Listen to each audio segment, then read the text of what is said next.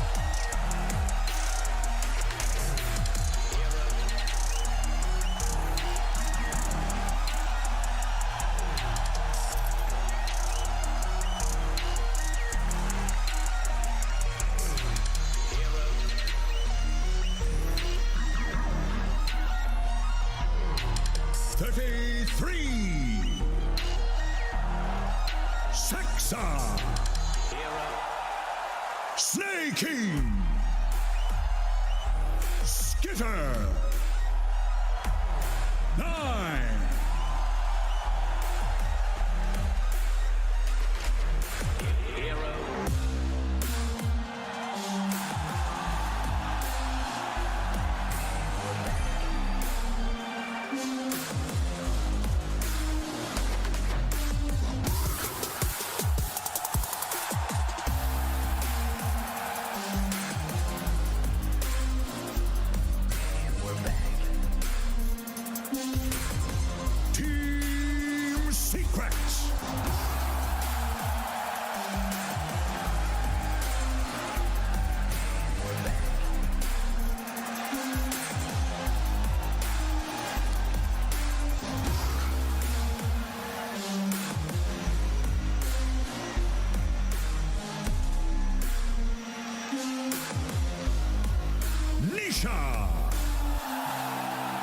Crystallis, Puppy, Zayak, Resolution,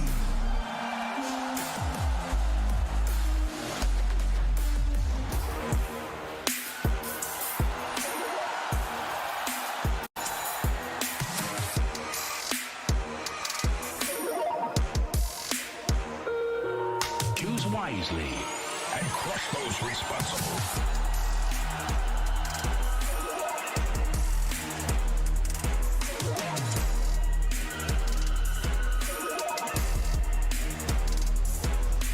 Team Liquid.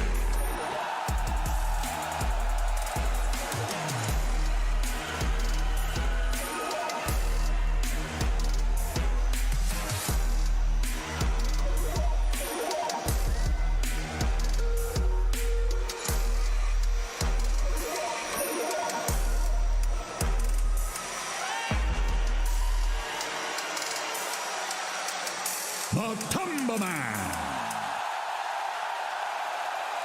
Insania. Mike. Buxy. Zai. Choose wisely and crush those responsible.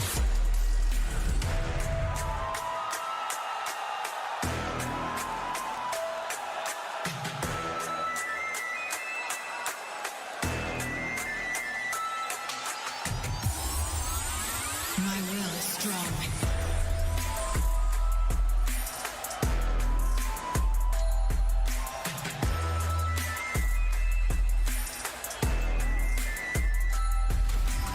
Team Aster.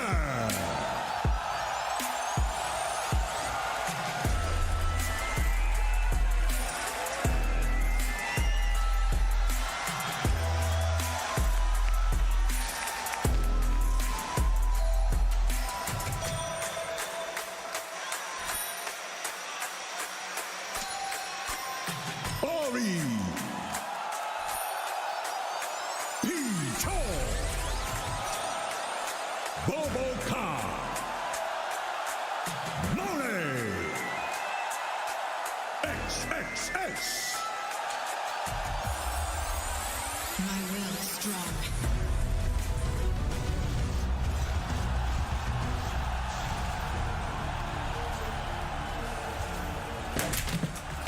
I said push their racks, not pause for snacks.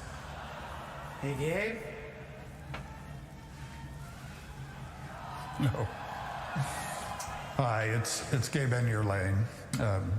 It's Gabe Newell. Well, we're tremendously excited that we're all getting the Dota 2 community together again. It's been another crazy year, and during that year, there's just been a lot of incredible Dota played, and some not so incredible Dota being played. But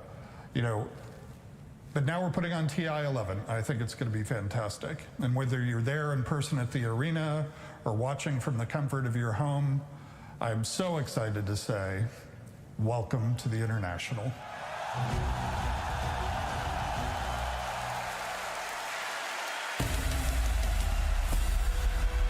Welcome to the International Grand Finals.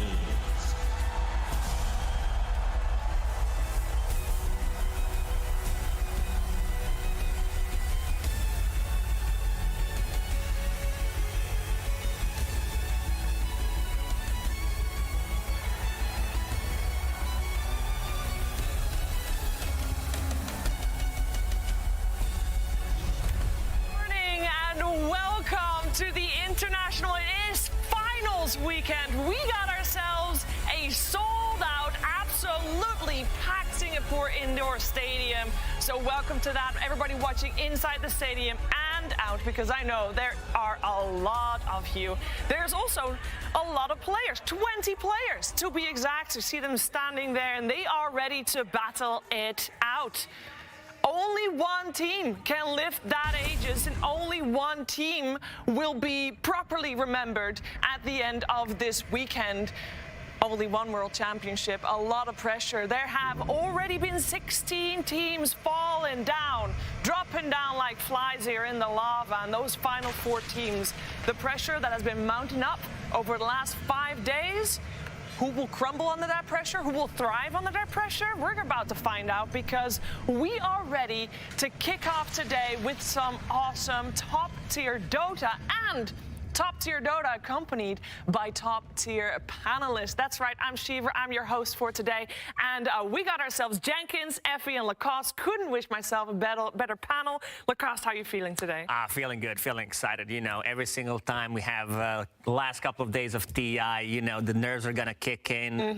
You can feel the nerves also of the players. Like you know that they want to get on the stage and get this going. Yeah, they want to take that Aegis. But I'm so excited, though. Every everything just feels so real the second you see Gabe on your screen saying, welcome to the International. The butterflies kick in, the excitement kicks in, and I honestly can't wait to see the conclusion of what has been an amazing main stage.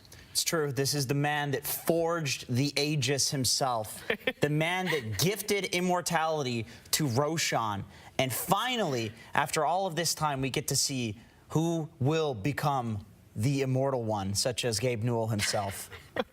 Or which 5 players will become the immortal one. And coaches, of course, cannot forget those. We've had quite the long road to get to this weekend, and I would not blame you if you missed some of the matches, but here's a little bit of a recap what's happened in terms of brackets. Today, we'll have the matches that are listed with the red there. We're going to kick things off with Liquid versus Aster, and later today we'll have the upper bracket finals with Secret versus Thunder Esports. And then tomorrow it's lower bracket finals and grand finals time, but that means that this is our finals weekend bracket, and every series that we're going to watch from here on out, Lacoste, is going to be a blockbuster. Oh, definitely. I mean, look at these names. Secret against Thunder, Aster against Liquid. I don't think you can ask for better matchups. Like, we did see a lot of those matchups, especially in the European region throughout the DPC, so that's going to be a super interesting one. And also, we have, Team Aster against Liquid. They only met once this year, and that was at this TI in the group stage. Yes, and that was pretty one-sided for Aster. But since then, Liquid has had a little bit of evolving happening, and I think a lot of people will remember where we left off, because our final series that we had last weekend was Liquid versus Aster, and I think that's a series that's going to be in our minds for probably forever. It's definitely going to be in the minds of Team Liquid as we hear them talk about it. I mean, I think the Thunder series, as a group, that's, our best moment so far. We got away with one. This throne is going down here and now. Thunder, are you fucking kidding me? Game 1 against Liquid. Unfucking-believable. My God, this team, how do they win from that position? They were 2 minutes off buybacks for everybody in that engagement. What a demoralizing way to lose, honestly. They are going to have to mentally reset for that game again. After game 1, I really felt like death. Like, I don't know, why am I doing this? Why am I doing this to my team? Why am I not strong-willed enough? I didn't take this 0% to lose route that game, and I was really angry at myself. And then I went to bathroom, I started resetting my mind. I was like, here we are again, like against VG Gaming, but this time it's Thunder Awaken. We still gotta win the 2 games, like no matter what we do, go into the next game and like really smash them in that game, and like, yeah, let's go, and for the 3rd game it was truly a roller coaster. We're gonna see another mega creep situation. How blessed are we today? It's such a scary position for Thunder, who are the ones making the shot here. They're making the call. I know this was like one of our most stressful games, for sure. Like, I think everyone was stressed out of their mind. I kept dying in a very silly way in fights because I never had a guy next to me to infest. I was like, I'm dying every fight. My gold is not going up. I'm probably like the bottom net worth of every core. Like, we're not winning this game. They do not have the buybacks, but they do have an Aegis. They have this overwhelming advantage for the next team fight. But Tumba bought out. He bought out for AC. He is short buyback. 400. Oh, there's the hook. The ball. The first snap. They're trying to deal with this ward, and it ends up getting a freebie. Now it's a 4 versus 5, 4 versus 6 with the Aegis. Everything had to go right. Even like the second to last fight in our base when they pushed, like, I died without buyback, yeah? And a guy dies, and I get assist gold to get my buyback back. And that's the only reason we're actually still in the pushing the base. And that is going to be enough to be able to finish off a Tumba, but he doesn't have the buyback. Foxy, he's going in. Side, the second life for him. Get back to the fountain, the Havoc Hammer, pushing him away. Melting them all. Running him down, the Bloodstone gets on. Rampage kill. Rampage on the main stage, but because Matumba got the buyback, he's going to die once. Nobody else. It's just Dark Mongo. It's just because a 2-on-2. Sania now joining in with them. Dark Mongo's going to try and deal with him where he can. The freezing field going out with the Suns. The bashes doing so much damage with Tumba with the bashes, making it 12. One fall, the other to follow. No buybacks. Team Liquid, they hold again. It it never felt like we were fully out of it, even though maybe the numbers and statistics all said we should have been. And then, you know, at the end of the game, it comes down to literally 1 HP. I think if Mickey dies and Matu's like Infest doesn't save him, then probably game over. This is a hard fight. You have to pick your jump well. You have to hit these. Look up now. Sacred goes for it. Immediately the black hole. They're just going to focus all in onto Mickey, and it looks like Mickey.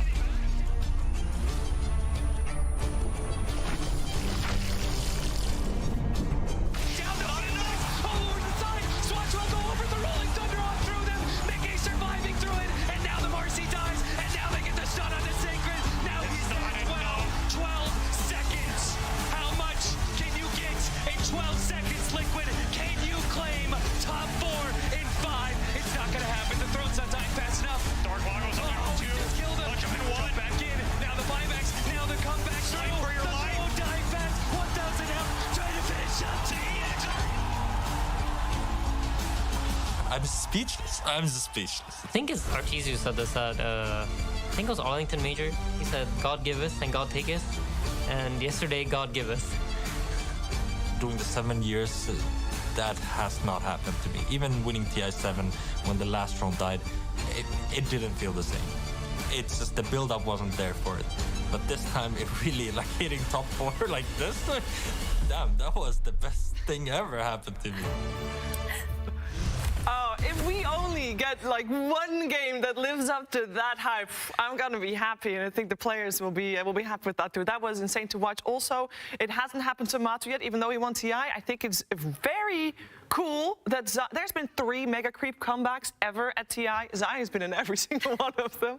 That's pretty impressive. And we got to talk a little bit about the Dota as well, because of course we've had a lot of Dota played. We had a lot of heroes picked. There's been 114 heroes picked so far, and that means that there's a couple that are not picked. Yeah, 8 specifically have not been picked. 219 games, and Purge and I are here to tell you why you're probably not going to see the other 8. Purge, let's get started, my friends. Okay. It's been a lot of Dota, but there's a couple of rejects here. Tell me about Clinks. Clinks, vulnerable early game. His team fight's weaker than a lot of other carries. He's just not as good ultra late as a lot of other choices. He's garbage. Get out of here. Wind Ranger. Farm's mediocre. Not very many people like her. She needs BKB to team fight. She's really bad versus Leshrac. It's a lot of things. It's a lot of things that sum up to garbage. Boom. Bounty Hunter. No stuns, no team fight. Like a third as good as a Marcy on your team. Why would you pick Bounty Hunter? Why would you pick him? Garbage. Get out of here. Get out of here. DK. Dragonite, let's see, he's survivable, but like he's so much worse than all the other good offlaners. Enigma, Primal Beast, Marcy, Brood, Beast, Matt, should I keep going? No, you shouldn't. All I need to hear is garbage. Boom. Tree Protector. Teams are farming a lot right now, so like tower push defense timings aren't as important, and he's not even that good at it anymore. The heal comes out slower. Oh, yeah, I'm not on board. He's garbage. Boom. Coddle. Weak at laning, not good at ganking, tries way too hard to be cool. Lesh doesn't even need mana anymore. He's got Bloodstone as his friend, so why do you need to coddle? Get him out of here. He's garbage. Boom. Techies. Decent lane, good damage, but he doesn't have any stuns. His ulti's very counterable. There's just better heroes than Techies. There's a lot of them. I'm really going to enjoy this one because he's garbage. He's garbage. He's... Oh, wait. I got it. Get him, Purge. Get him, Purge. Get him, Purge. You need this for your own good. You'll get buffed after. Oh, wait, there's one hero left. Oh, there is. Why are you even here? Nobody likes you. I might think that you're one of the worst things to ever happen to Dota. There is nothing that you are good at. Also, Meepo was uncontested. That was brutal. Neil, it made me really sad, and then I got a chuckle, and I feel a little guilty about it, but here we are. We are also here with the first series coming your way very soon. Of course, Liquid is going to face Aster. It's their only elimination series of today, and I want to make sure that people watching that are tuning in, maybe only for finals weekend, just a recap, what type of Dota do these two teams play? You want to start off with Liquid, Jenkins? Yeah, Liquid, I mean, they're... It's not like a team you can call like, you know, this is like an aggressive team. They play aggressive or defensive, whatever is needed. Like all around, they play good Dota. But one of the most important things about this team that I think makes them unique is the fact that they don't really play roles. They play heroes. And this is something that's been true for like every iteration of Liquid, that at least the recent ones. You know, where Boxy was playing offlane, and then he can swap to 4 position. Now, of course, he's playing the 4 position. They'll play Matu mid on Sniper, Lone Druid. They'll swap the supports lanes as well. So yeah, this team, the hardest part about them to beat is the fact that they're just hero experts and they can play any lane. All right, and if we look towards their opponents today, Effie, we got teamaster. Yeah, so teamaster for me are incredibly fun to watch because this brings me back a little bit to the ESL Malaysia LAN that recently happened, and Aster proved to a lot of the fans watching there that individual skill is important, but it's not the most important thing in Dota. Aster are a very team fight-oriented team. They're always drafting in a way where they can come back from a gold deficit just by virtue of outfighting the enemy team. They play a really tight-knit formation on the map always, and the way that they distribute farm around the map is so intentional. Everything that they do, you feel they've discussed, they've calculated it, and they will always play for their specific timings, right? It doesn't matter if they don't have the items or the gold at certain times. They will hold their areas very well. They will not give up Roshans.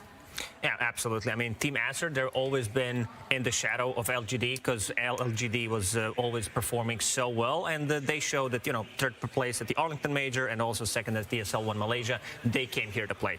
They came here to play indeed, and guess what? We came here to watch some Dota 2. And we're going to kick things off for Game 1 with the draft. Let's go. Team Liquid versus Team Aster. Game 1.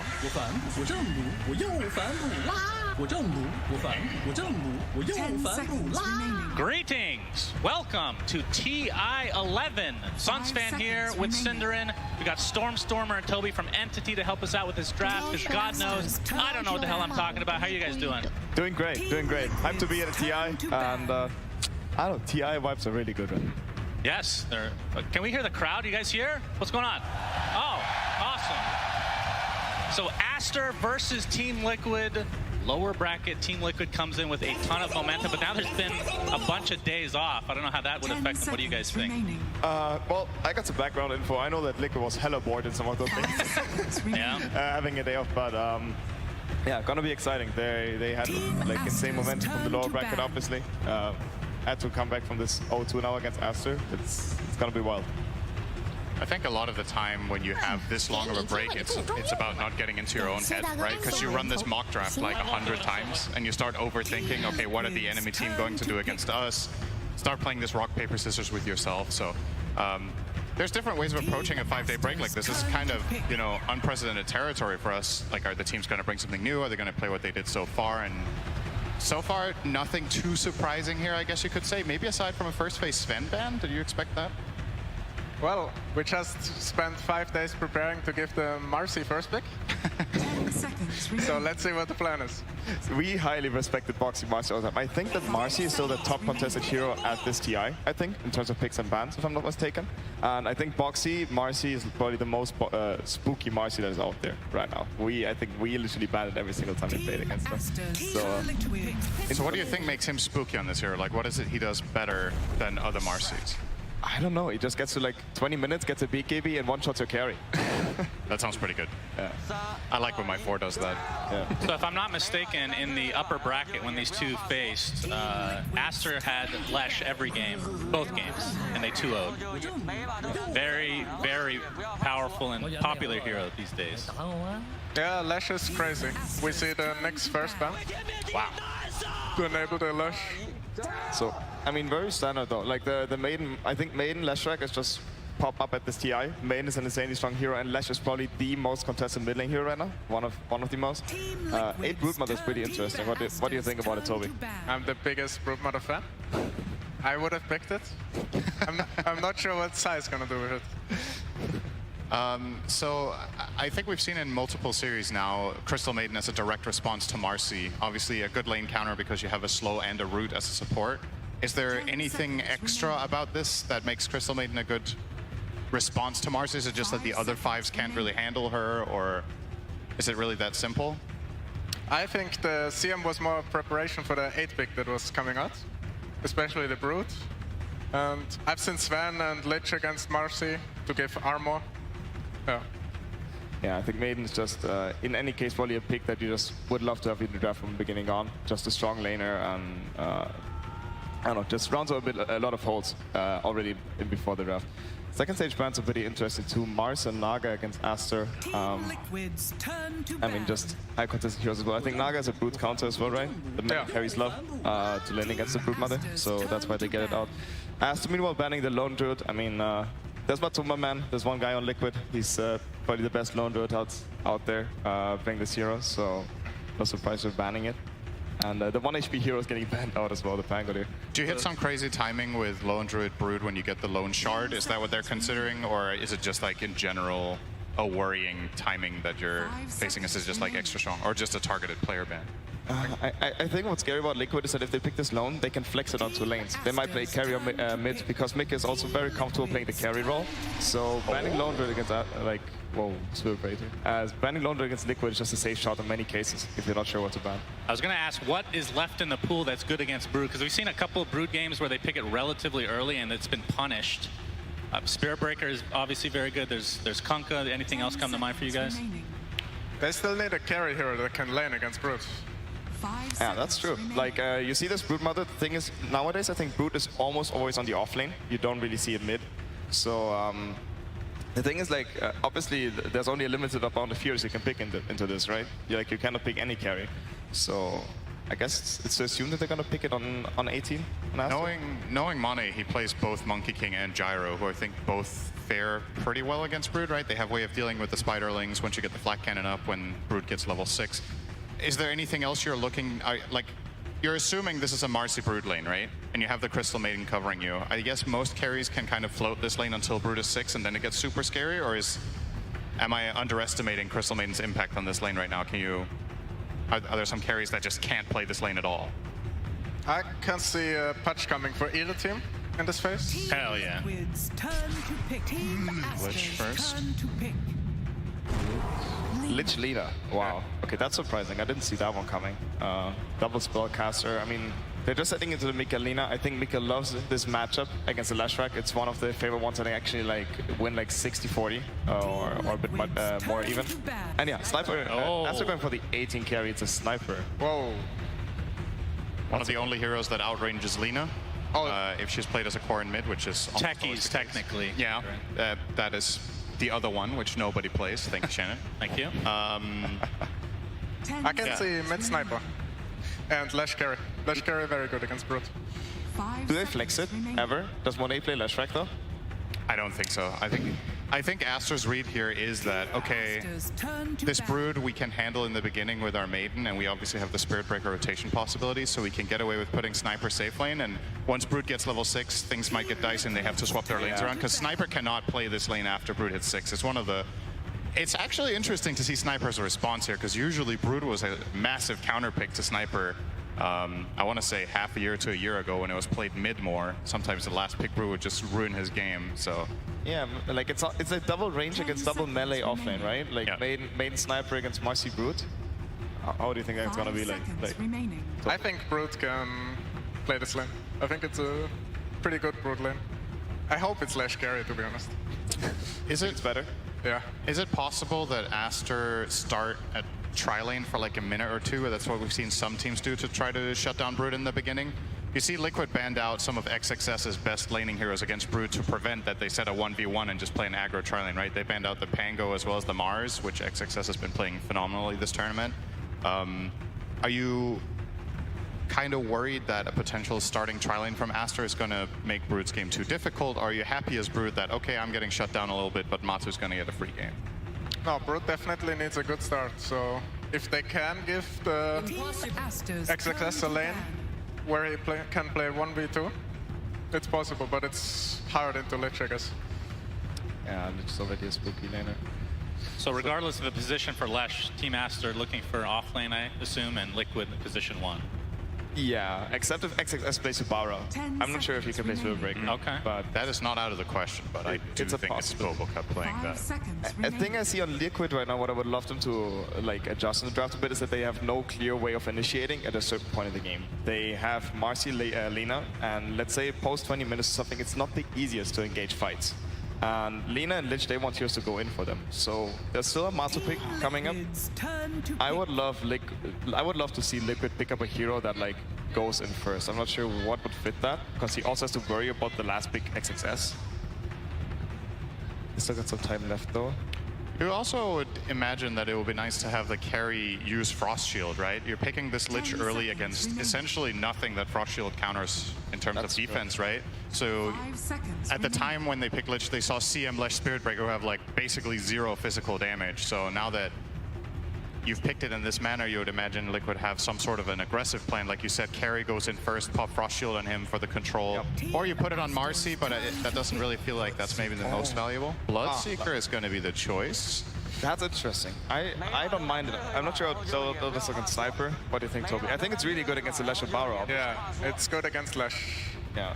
I think they have sniper problems. Yeah, there are some sniper problems though, yeah, that's true. But I like the idea, like it goes in for the rest of the team. Rupture is a very old school counter. Bloodseeker is not so popular in this TI, but yeah, it basically fits the gap of like frontlining and sort of lockdown. It's not a stun, but it does like 50% of it. So if you're, let's say you're entertaining the idea of running standard lanes with 2-1-2, what kind of an offlaner do you pick with Spirit Breaker against Lich BS? It's a pretty strong lane, right?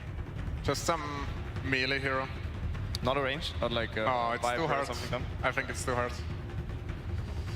So XXS would have probably liked to play any of the like 4 last bands of Liquid. Yeah. So, all right, they have made up their minds. So it's going to be another melee hero, the Underlord. That's interesting. What do you make of this? I'm not sure. So, I mean, both drafts are very interesting.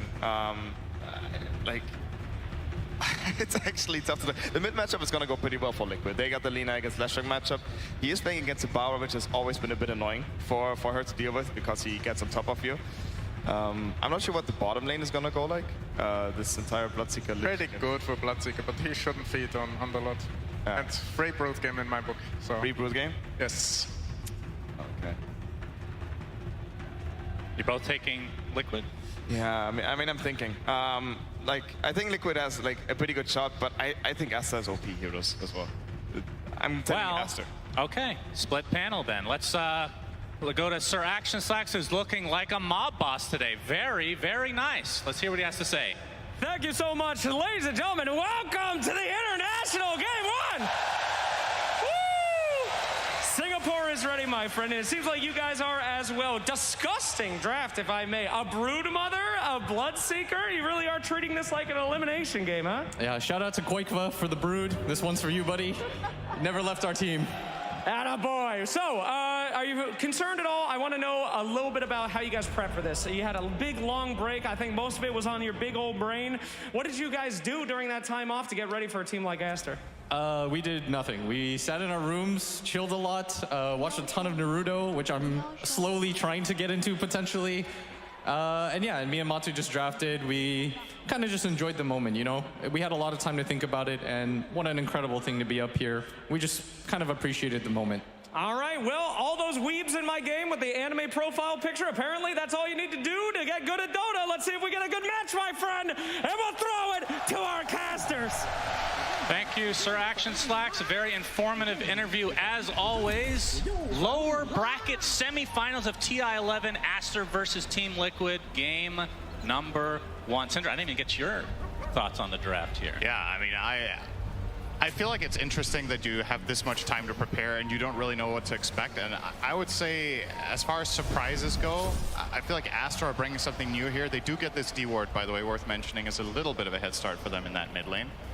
They're bringing some stuff here that we haven't seen them play that much. They're playing the Underlord on XXS, the Spirit Breaker on Boboka. I don't think they played these heroes much, if at all, in the playoffs, whereas Liquid are more sticking to their guns of what we've seen. So this is something I'm very curious to see throughout this day in the next series as well, like how the teams prepare and have different approaches. I'm not going to say one is better than the other because I genuinely don't know, but it seems like the I mean, that's the thing about having this many days off is the theory crafting probably gets to the point where it's not even helpful anymore. We're going to see the rebound here from Boxy, but Siamese Cat's going to be A-okay.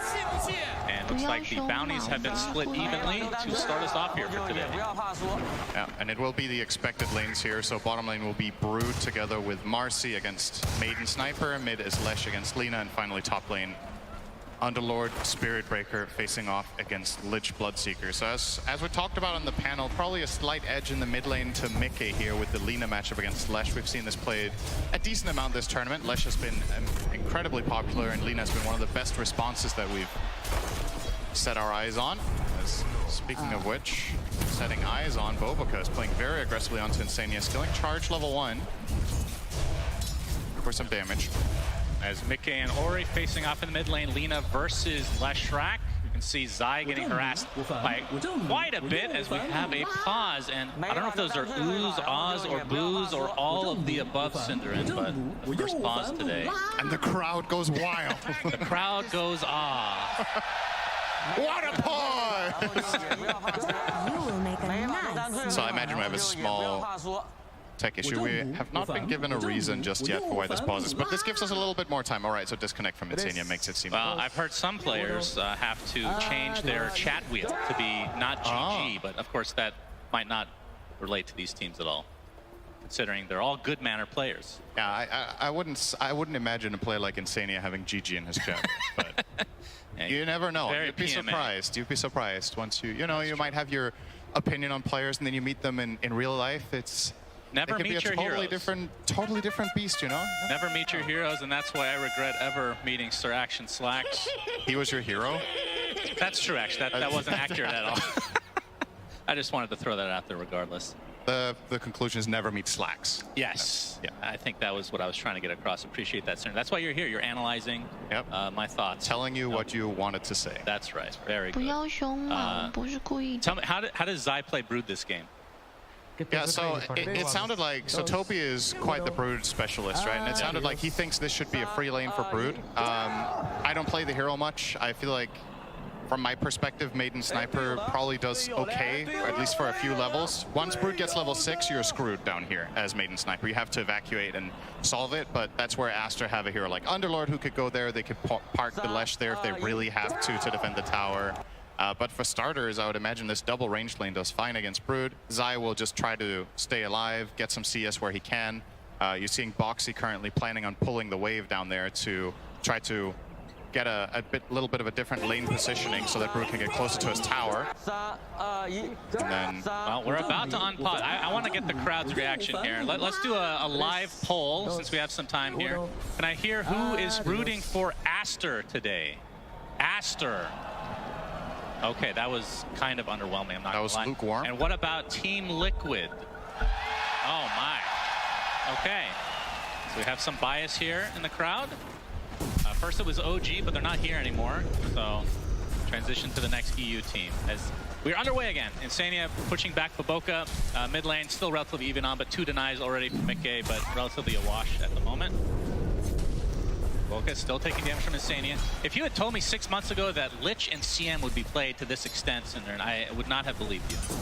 Yeah, it's a really interesting development. I think especially Lich, because Crystal Maiden has kind of had her time on and off recently, but Lich, it's been quite a while since we've seen given this priority. A little bit of poke back and forth. Yeah, Zai. This is kind of a weird setup right now. With Monet kind of on the other side of his tower. But the rebound is there on top of the sniper for Monet. On the right click away, no dispose yet because Boxy's still only level 1, but in the end, a lot of harassment damage traded each way. Yeah, if you play Dota casually, you'd be like, why are 2 heroes behind the tier 1 tower minute 1? And this is simply what happens when the position 4 in the enemy team repulls and repositions the wave behind there. You have to go and contest this experience in gold. You can't just let the Liquid side get that for free when you have this double ranged lane. You are willing to take those trades, and ultimately what ends up happening is that Zai has a grand total of 2 CS to the 10 of Sniper with a good head start here on Monet. Getting it behind there. The rebound. Dispose is available this time. Shrapnel comes out to do some residual damage. Monet taking the brunt of it, though. Do they have enough to get first blood in this game? Boxy continuing on, and there it is. Boxy with the first blood as Sniper goes bye-bye. Great start for Liquid in this lane, despite, like you said, the CS for Zai not being too respectable, but this should open it up at least a little bit for him. Yeah, so he's not the one getting the first blood, but he gets the space in the lane now, right? He gets to, I believe, deny 2 range creeps here potentially. I think the second one will be secured here. It will. By Pichu. But yeah, Zai will be very happy with that. Even if you don't get that first blood, just getting a little bit of time. He's now going to get his level 3. Currently holding the skill point. Curious what he's going to choose, because it feels like all of the skills here actually have some decent merit with how this lane's playing out. He's eyeing up his options, not choosing just yet. We'll go for the Silken Bola now. Okay, very nice. More aggressive approach, I guess you could say. It's kind of hybrid, right? You can also use it to slow and run away, so... Yeah, but like you said, once he hits 6, should be scary times for Aster. I mean, at that point, what is Monet doing? Like, where can you go as a sniper? See another rebound, this time onto Siamese Cat for the Crystal Maiden. Looks like that's going to be another death in this lane for Aster. As Boxy and Zai kind of punishing, which we've seen so many times with the Marcies in this tournament. Insania in the top lane, though, getting chased. Looks like he'll live as Matu trading some right clicks with XXS. Yeah, obviously the Bloodseeker benefiting massively as well whenever they play aggressively bottom, gets that thirst bonus up top and trying to turn that into even more advantage here for Liquid. Yeah, you've got to be really wary of your positioning, and it's easier said than done, right? Your Crystal Maiden, you kind of want to at least put some sort of pressure and do some damage, but at this point when Marcy and Brood are both level 3, I think you have to backline behind the sniper. If he gets jumped on, you use both your spells defensively and you try to reposition and stabilize. At the same time, if you have to sacrifice somebody, it's better that the Maiden dies than the sniper. And then ultimately when Brood hits 6, I think the sniper is just going to sit maybe mid, or you open up top and you play up there. Okay, Zai taking some serious damage bottom. Not enough to die, but he doesn't have any regen except 1 level in Spin Web, so it'll take quite a while before he's online to fight with Boxy again. And Baboka able to TP out. And I would expect the kills to start ramping up a little bit more now, just because we have such aggressive heroes overall, especially with the Spirit Breaker on the side of Aster. As we haven't really seen a gank mid. Does that surprise you at all? Because I feel like that's a Spirit Breaker special, as I say that he's charging right now. There you go. I don't think it's surprising we haven't had it yet, but I think this is a pretty good time to do it. Mickey's running out of mana. There's no power runes, but we'll not be able to find the angle here. Bobakov is charging from base. Oh, Boxy. Trying to turn this around onto Monet, as Zai's going to be able to get the Insatiable Hunger off as well, and Monet's in a lot of trouble with the Frostbite, dealing a lot of damage to Zai in the meantime, as Boxy looking for another kill for himself onto Monet. That is the second just for him. I'm not even sure if Zai was in range for XP at that point. I'm sure if Boxy got all of it, they don't really mind. Again, it's a matter of just giving Brute the space here to recover the CS in the lane. Zai currently sitting on 1-0 and 2 in terms of KDA, so... Oh, the charge coming from the other side from Baboka, but Boxy is ready for this, but the Split Earth is there with the Pulse Nova. Mickey taking tons of damage, does get off a good LSA, but it does not save him in the end, as Boxy getting run down now by Ori's Pulse Nova. Double kill for him. And Zai, now that they know he's left to his own devices, they can kind of harass him out of lane to a degree. Oh my god, look how many creeps are mid too. They get the double kill. This is 2 full waves and a siege creep just hitting this tower. So first of all, you get a lot of tower damage in here, but the death stings that much more for the Lina losing.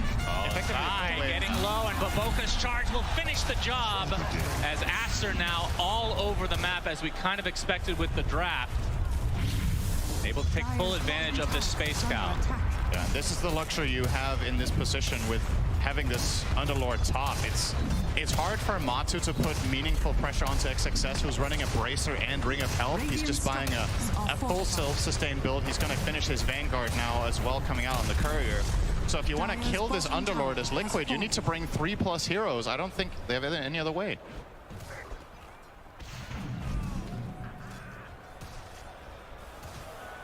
Okay, no comms at all. Interesting strategy at TI-11. Monet in the bottom. They do get that tier 1 tower, like you said, but very even game despite that. And top lane is the one we haven't really talked about too much, but Matu... Maybe they were all watching Naruto. What's that? Maybe they were all watching Naruto. That's true. I mean, I talked to a couple Liquid members as well during the break, and I mean, they couldn't find scrim, right? None of these teams probably could find many scrims, so... Kind of a weird situation, and you kind of overanalyze probably. I think taking some days off was probably pretty important for a lot of these teams, just to reset, because especially for Liquid, who had all that momentum that I don't know. I would have been super drained. The overall consensus that I gathered was that I think most teams, if not all of them, took 1 to 2 days off and then started getting back into it. You know, you take a little bit of a break, make sure you don't overwork yourself. Because it is very, very mentally taxing to prepare for these games, and you've obviously played a very long tournament already to get to this point, so getting that little bit of a breather, definitely helpful. Aster with a, I don't know if we should call this a recovery. Obviously the bottom lane was not going too hot, but the rest of the map looking very good. And with that rotation bot where they killed Zai, they managed to take the tier 1 tower. They almost got the tier 1 tower mid as well, minute 8, which is very good news for Aster. Zai. Wants to go on Monet, but he's going to get frostbit and charge. Already at half HP, and Monet can just right-click from afar as the charge connects, and one more right-click should do it, although Siamese Cat nets himself the kill with another frostbite. And this Broodmother feels like it's getting shut down a bit in the last couple minutes. I love playing Spirit Breaker against this hero, I gotta say. It feels so rewarding and so powerful that if Brood shows at any point, you get this connection. And Crystal Maiden is a great support to play it with in the early stages because you have this long route and slow. You see Pichu in this game choosing to max out Frostbite, which we've seen sometimes. It varies whether people prioritize Frostbite or Crystal Nova, but against the Brood, the route is just so good to allow a sniper to get in all of that damage. Let's see if Monet skills Assassinate or not, because we've seen different sniper builds here on level 6, whether you take that route at all, or if you focus on maxing out headshot. All right, Boxy with the job. Initiation, and that is enough burst damage, but Boca charge not in time. It's the humiliation. Mika gets credit for that kill. That is his first of the game. He has a haste rune still, and with the Falcon Blade going for the BKB as a pretty fast item. Matu is getting chased, but just on the other side of the fog here. So very good ward there. Pichu will realize this. Like he read that all too well, so. Gonna get the D ward, and they force out the glyph. Lesh will immediately rotate into mid. They don't want to lose their mid tower. Ori is gonna show here. Now while Mickey is getting charged, so now there's TPs coming into the mid lane. See if he can get the LSA off. Oh, uses the horsey and gives himself enough distance to get away. But in the meantime, they're gonna find Boxy instead, who is trying to help out Mickey, but wasn't really needed in the end.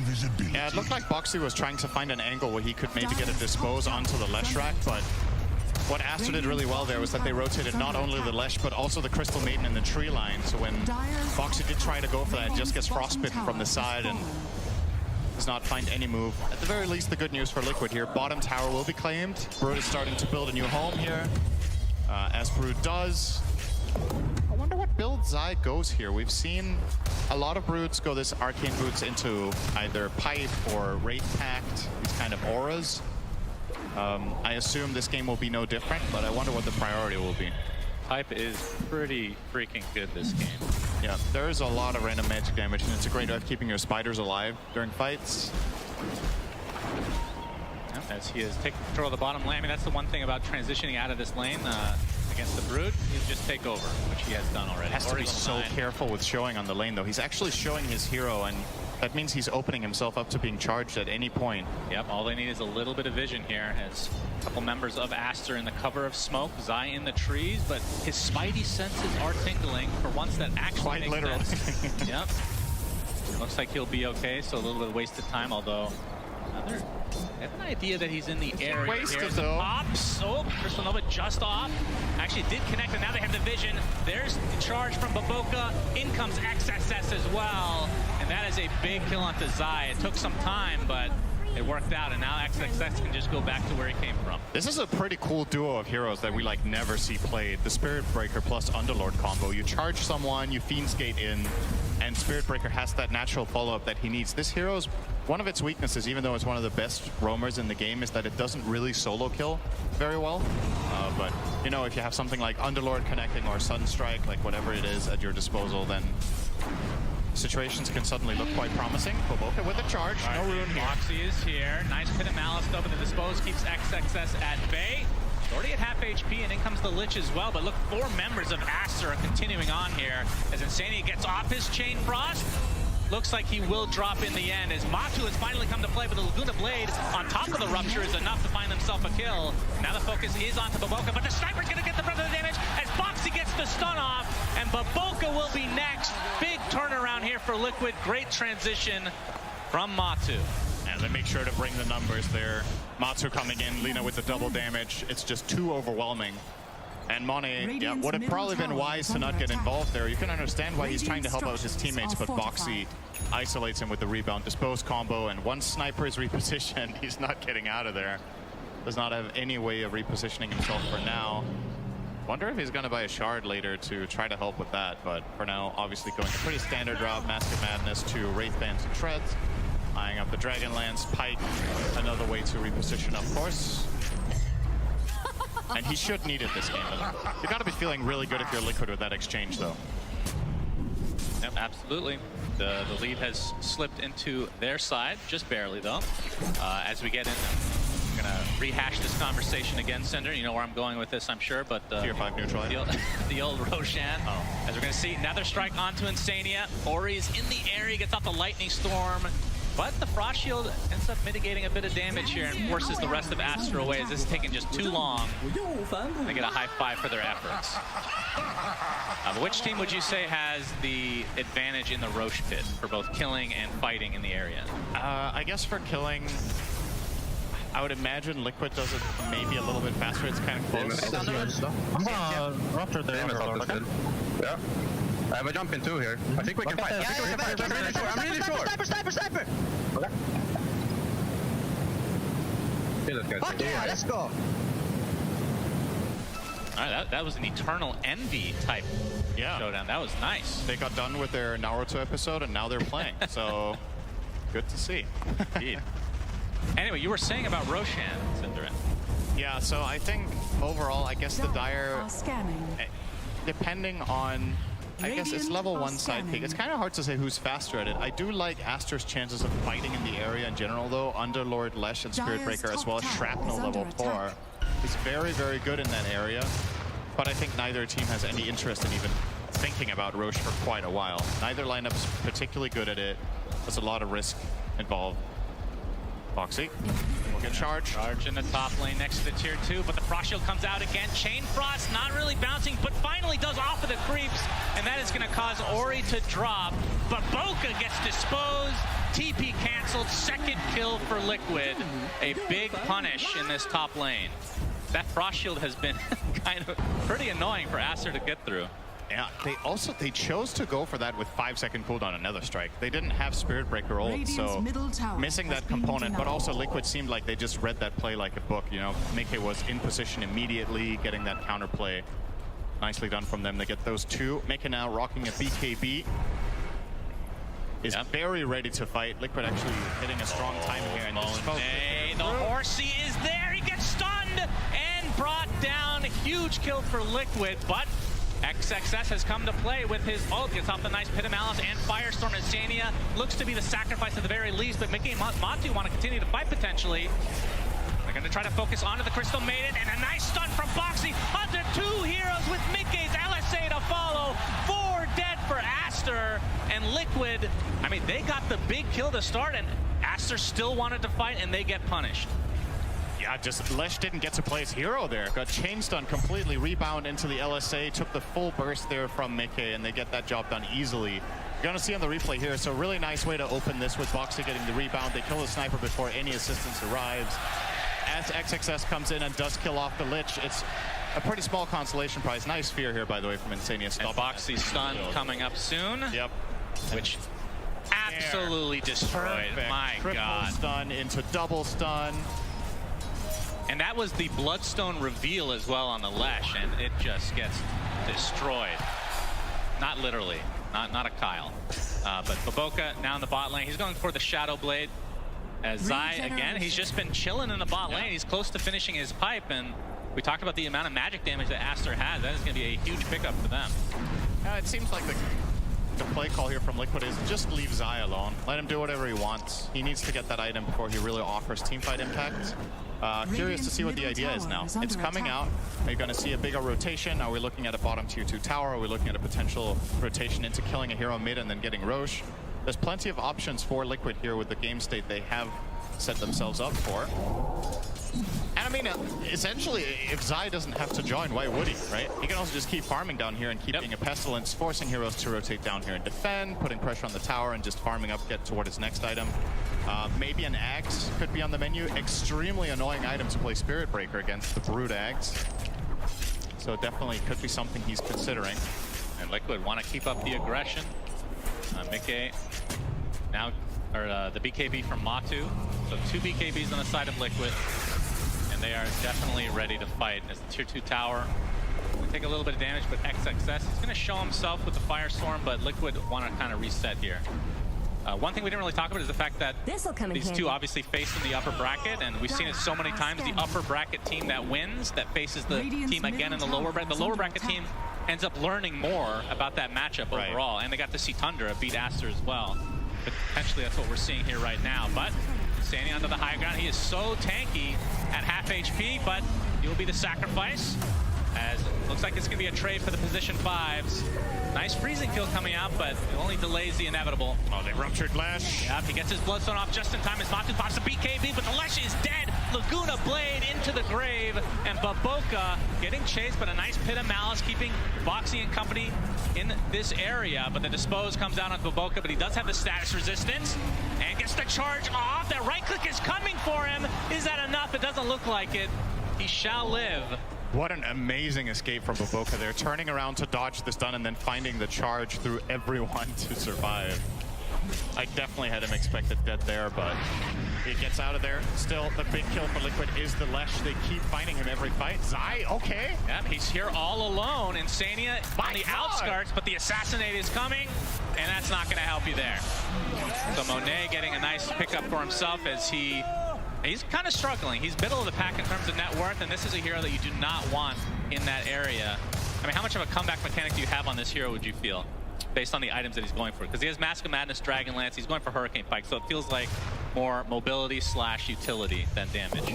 Yeah, I guess with this build, you definitely do farm slower than if you had, say, Mom Maelstrom, but you probably just have to get the Pike at this time. If you go Mask Maelstrom, it's gonna take too long before you have the essential items to be any sort of presence in a team fight.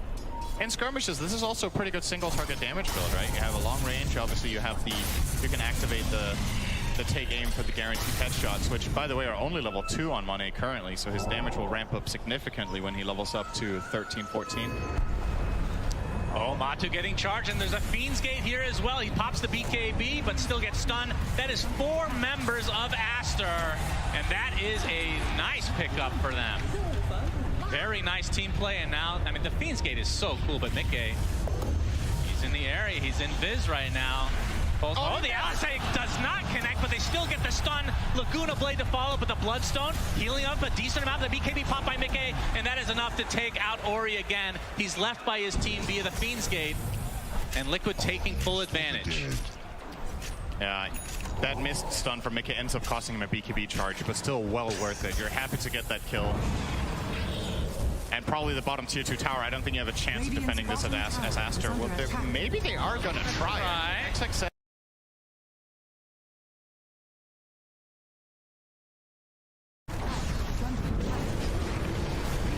Finally comes out. It's only going to connect a couple times, but Mickey looks to be mega dead, and Zai and company have to get the hell out of here.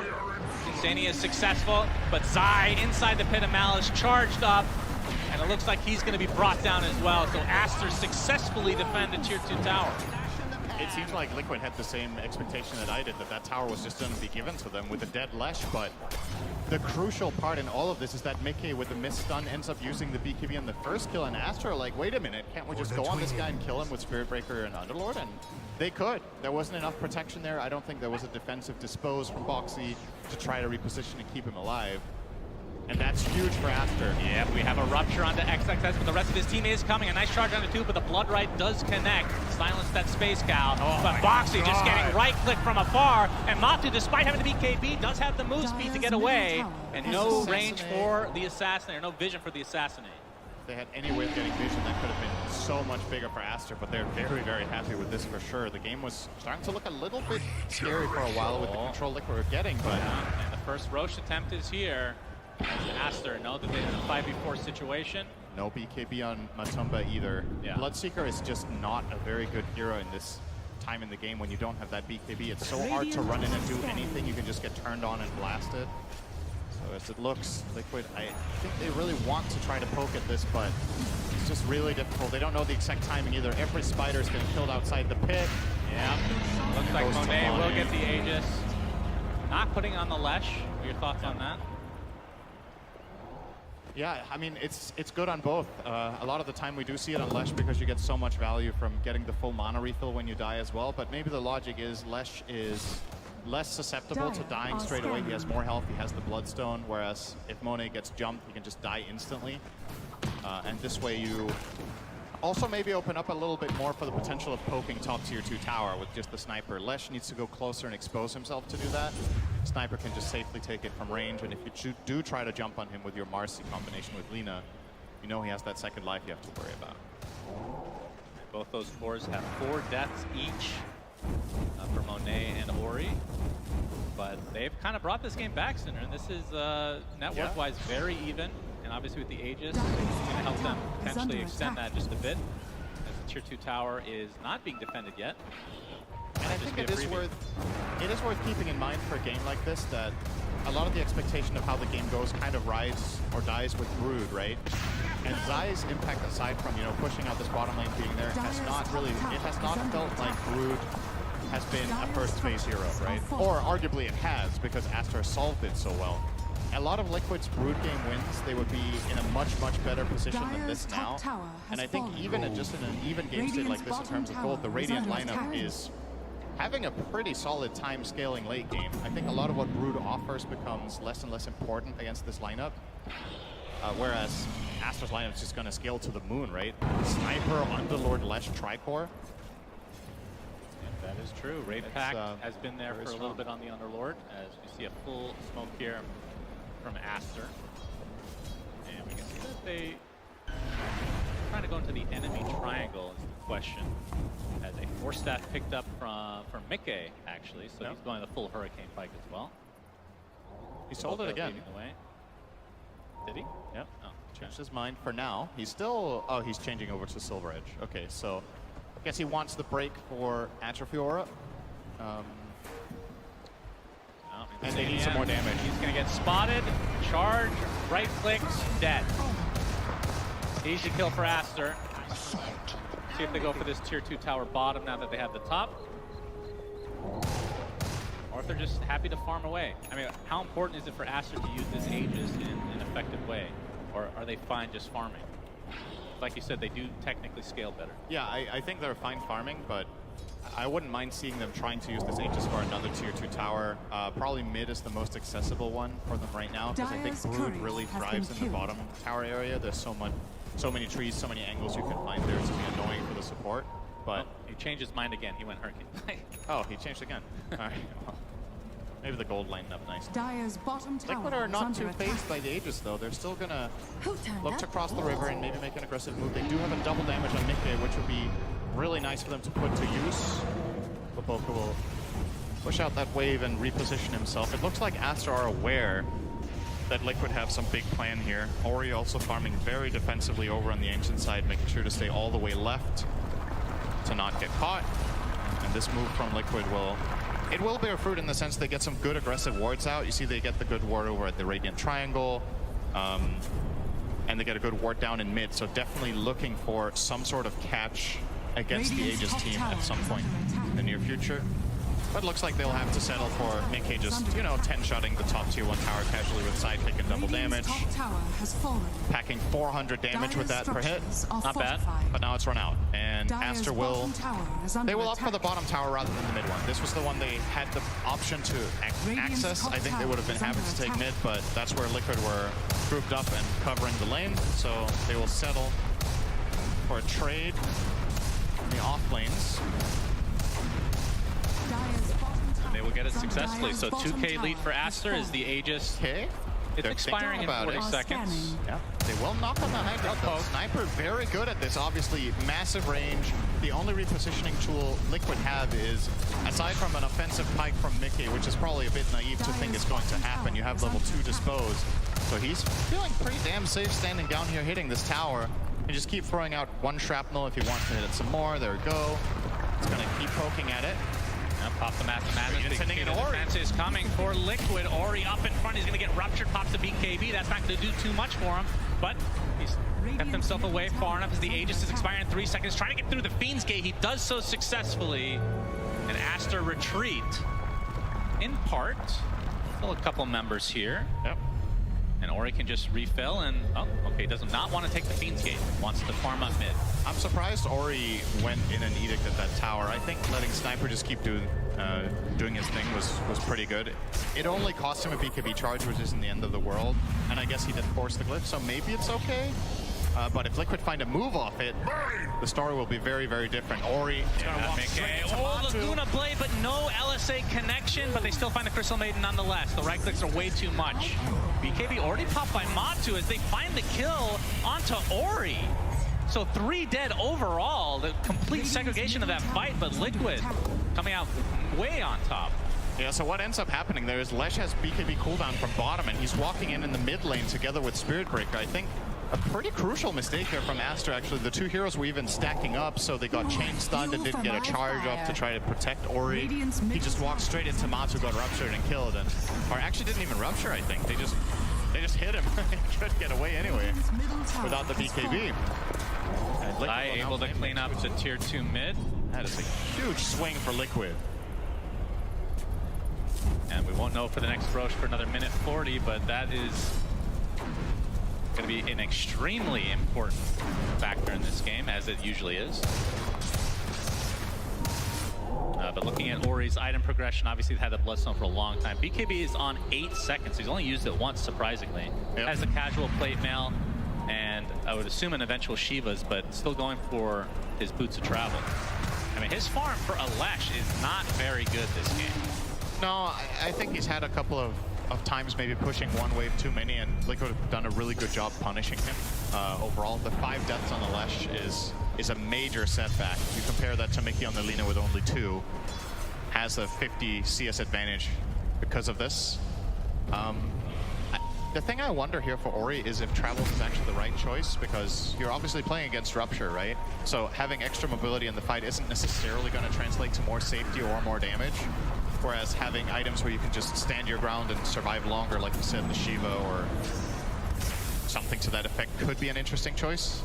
But maybe even Ags could be a thing this game. You're against Brood, Bloodseeker, and an attack damage Lina build. Nihilism. I think Nihilism could be interesting, but well, for now it is going to be the Travels. And obviously, it depends whether the flow of the game will turn into a little bit more of a stalemate where the teams are just pushing out waves and farming, because then Travels are obviously great. But if we have a key fight coming up sometime soon, this might not be the best allocation of net worth that Ori can have at this point in time. Getting those Travels up. Roche will be known to us now. It's a long respawn. Yes. 2:33. Will be quite a while before Aster potentially get their hands on that. And I do say Aster because they are controlling the area for now, and they did get the first one. There's no saying that Liquid can't make a team move in there and contest it. Yeah, Matu has his Mjolnir now. Zai has had the Wraith Pact pipe and is going for Aghanim Scepter. Spinner Snare, really. Yeah, it is very good, this Axe. When you're playing a Brood role where you don't have to deal very much damage, this Axe is just incredible for map control. Smoke up, but they see Boxy. They're going to start charging him next to Liquid's outpost, technically in control of Aster right now. The charge is there, but the Frost is going to keep him healthy for the time being. Ori, though, and Baboka end up taking him out with the help of Monet. Just like that, it's a 5v4, but BKB already popped by XXS as they find Zai in the trees, but the charge onto Matu. See who they try to focus here. Firestorm doing a lot of percentage-based damage. Lich ult coming out, but it's only going to bounce once as Zai just gets cleaned up. Double kill for Monet. As the Fiend Gate's back to the fountain, they can just refresh and rejoin this fight as Insania looks to be next. 3 dead for Liquid. And Aster looking very good now, but like you said, Roche is not going to be up for another minute, so they can't take advantage of that. Definitely consider themselves lucky that this isn't up, because this would have been an easy collateral for Aster. Ward would have forced 2 buybacks out of Liquid, but yeah, just a very different fight in terms of positioning here, right? So you get the charge onto the Marcy, so she doesn't get to play the fight at all. Ori gets ruptured, they get this Marcy kill, they run back, and then they zone control. Underlord is creating tons of space by just running in with a Pit of Malice and just frontlining. Sniper is keeping them at bay with shrapnels. There's the Crystal Maiden ult coming up. It's just too difficult for Liquid to re-engage here. And a nicely played fight here from Aster will secure themselves a good position in the game once again. And the control of the pit, 30-second respawn on that. Both teams will want to get access to this. This is the second Roche, so will come with a little bit of a bonus. And Mickey has the data list, so he will start to hurt. Is opting to go for a Lincoln Sphere as the next item. Okay, that's I like that approach too. You know, you're feeling a lot safer against the Rupture. You get yourself that freedom of movement. Well, the Rupture's on his team. Oh, I was looking at the Lesh. He's also going Link. Oh, yeah, that one makes sense. I'm trying to figure out this. Everybody gets a Link. The charge is very annoying. Yeah, that's true. And I mean, the only way to take full advantage of that, if you're the Spirit Breaker, is to get an Ags, which he is going for. So the Lincolns won't be that big of a deal at that point. Aster, so we have a smoke down from Liquid. Aster poked the Roche and went out. They feel like Liquid are going to come contest this, and they're very right. The top lane is all the way in the tier 3 tower, and no one from Liquid's defending. This is a dead giveaway that Liquid are up to something here. And Roche has will do a the same. Are scanning. Baboka is terrifying with that Shadow Blade that he's had for a while. If they get vision on anyone, they could just get stunned out of nowhere on Liquid's side with very minimal defense, except like we talked about the Frost Shield, but doesn't really save you from this Radiant lineup very well. Yep, Ori used his Bloodstone thinking that he was going to get jumped, so another 15-second cooldown on that. Success. Will find the ward. And very tense as both teams know that Roche is up. With the gem, knows that Liquid have vision here. Obviously not going to go for the D-ward. Way too risky. He could get jumped by Marcy and just blast it there. So gets the information, gets back. They have Boboka clean up mid with a charge. Next wave will now be cut by Boboka as well. Going to clean this up out of the Shadow Blade, just killing all of those spiders in one charge. Yeah, ever since they changed really good. his bash to do that much damage to creeps. Yeah. Very even better counter. I think this is the most CS I've seen a Spirit Breaker have been at 34 since Xiao 8 played at mid. That's what spiders will do for you. That is true. I mean, he's halfway to his Ags, and that thing is crazy how good. Yep. Invisibility. Still posturing on the other side of the map. No one quite ready to fight, knowing that this Roche could potentially decide the game. I mean, it's a little early to call that, but there's a very good chance that the win percentage with second Roche has got to be really high for the team that gets it. As look how close this game was. Yeah. 68% for Aster. Do you feel that? Watching this right now as the Rupture onto Ori, gets disposed. Ori at half HP, he's gonna get bashed out as a Matu, trying to right-click his way. Bloodstone's not gonna be enough. A 1-for-1, but it's a support for a mid. And Liquid trying to reset.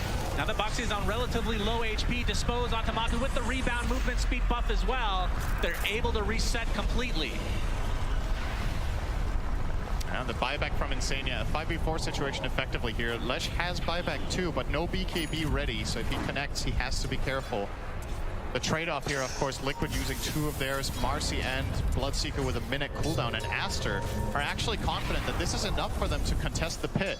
They know they can buy back their Lesh. What can you travel on? They have the outpost too, so the connection point is there. Ooh, Monet, double damage as well.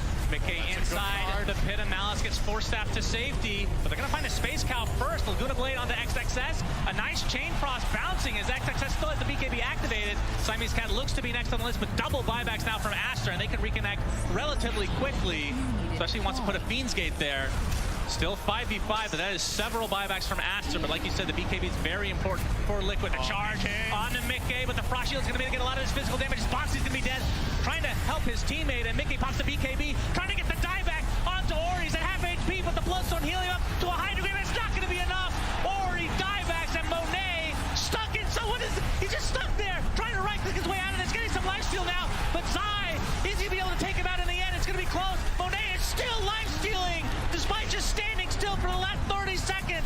Matu has already died, and now Baboka trying to chase the Lich, but there's the rebound. Mickey gets instantly stunned, disposed back. They kill Monet. Finally, he buys back into the game, though, and now the Unleashed going to town on XXS has bought back himself as well. Looks like Broodmother is next here, though. Naruto, and now this has turned into a 3 versus 2, technically in favor of Aster, but Baboka dies. That's another dieback for him.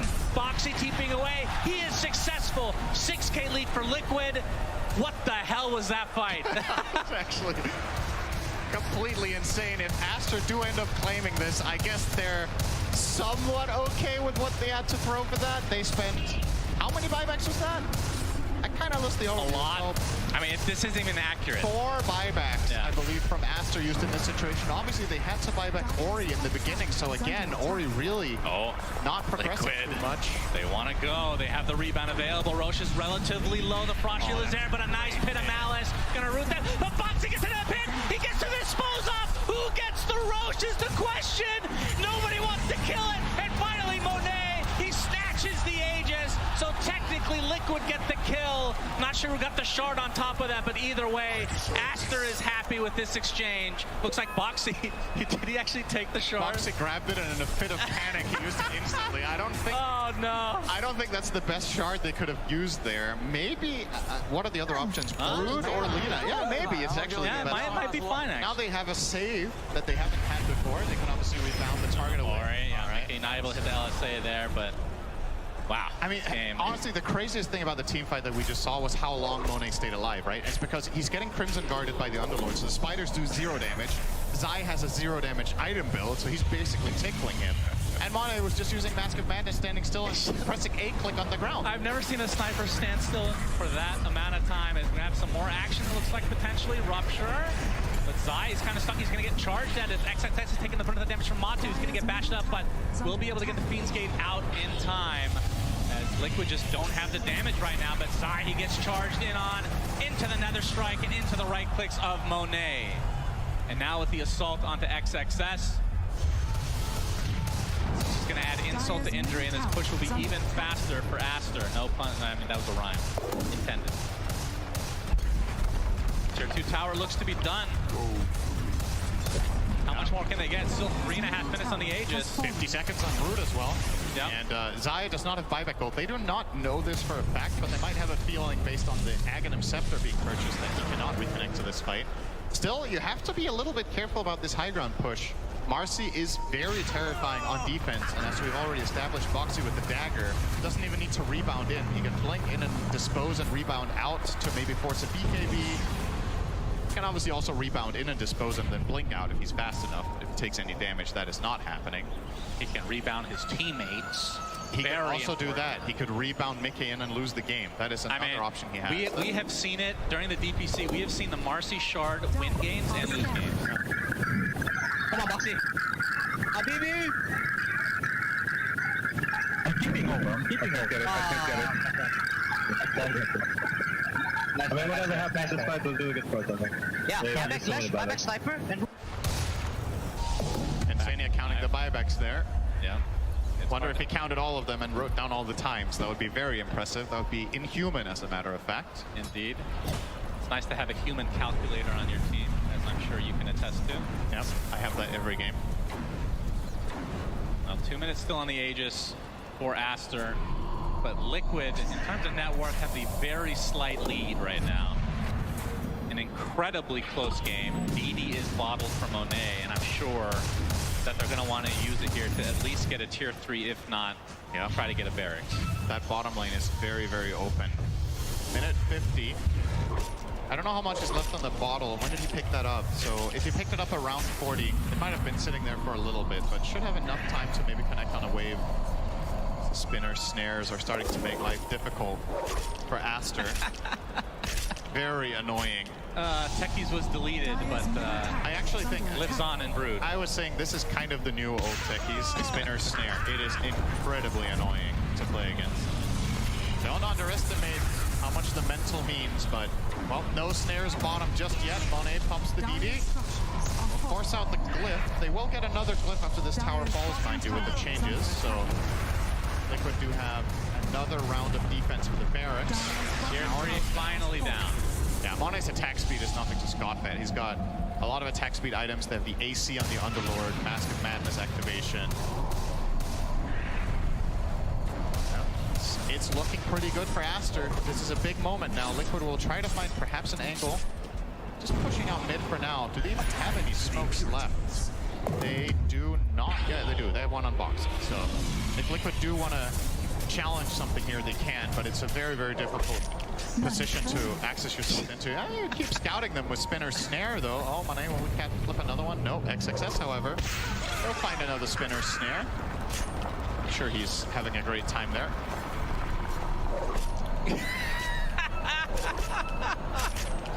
They're smoked up, but he knows, right? It notifies them. Yep. This is not happening. That is actually hilarious, man. I think it's my first game casting Brewdags. It's one of those things that's hilarious to watch, and then you're imagining being a player on Aster. Oh, of course. Of course. That's But that's Dota, right? It is very annoying, let me tell you. All right, Liquid, it's time. Aegis expiring just now. Aster will place XXS to cover the high ground. Foxy They gets jump goes in. him. They know they get the bash up, and Monet is right-clicking from afar. Mickey pops the BKB, gets a Laguna Blade, and now they jump on top of Monet and kill him immediately. No buyback for him. And Baboka now stuck between a rock and a hard place. That's a second. Make it 3 for Mickey. What a fight. What an initiation with no vision, I'm pretty sure. Not able to get the rebound. Boxy has been playing out of his mind.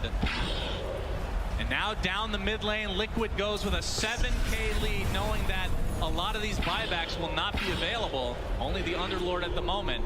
And you just love the confidence from Boxy, right? The smoke breaks, he instantly just blinks up blindly and pops his ult, and BKB finds a target, the fight breaks out. And Monet tries to come in and help, but they just destroyed him with Marcelina. He didn't even get to play the fight. Probably felt relatively confident with his Butterfly that he had something to stand his ground with, but just not the case. Liquid, are they actually just going to go for it? They're going to try to go for the throne. They know that Sniper's not back for 60 seconds. Tier 4 is already at half HP. They're going to be able to take it out pretty swiftly. Can Aster actually defend this in a 3v5 situation? Finally, the fortification is popped. They won't have one for the rest of the game in all likelihood if they continue down this mid lane. Unleashes pop for Boxy, just priming and ready to go. One tier 4 down.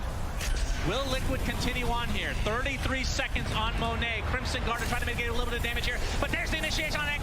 They get the Rupture on him. They force tap him as well, but he's going to live inside the fountain. But the tier 4 goes down as well. And now onto the Ancient. Ori pops the BKB and Bloodstone, but the focus is now onto the Ancient for Liquid. All they have to do is right-click that they'll get game 1. Charge in from Baboka. Pretty big, but Mickey continue to right-click with the data. That's going to be enough.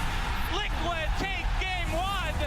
Unbelievable. I don't know how this team continues to give everybody heart attacks around the world, but I'm close to that right now, Cinderin. Good Lord. What an amazing way for them to do that. So the moment Aegis expires, they're like, it's go time. We smoke, they run in, they find an amazing fight. There's no buyback on Aster on the Sniper. Their best line of defense is out of play, and Liquid just take the risk. They're assuming he doesn't have the buyback with the fresh Butterfly, and they just commit. They run down the mid lane, they push through it, and they get the job done. What an amazing way to end that game. And not the way I thought it was going to end, or the speed. Yeah. This happened very suddenly. They found the perfect moment, and they get themselves up 1-0.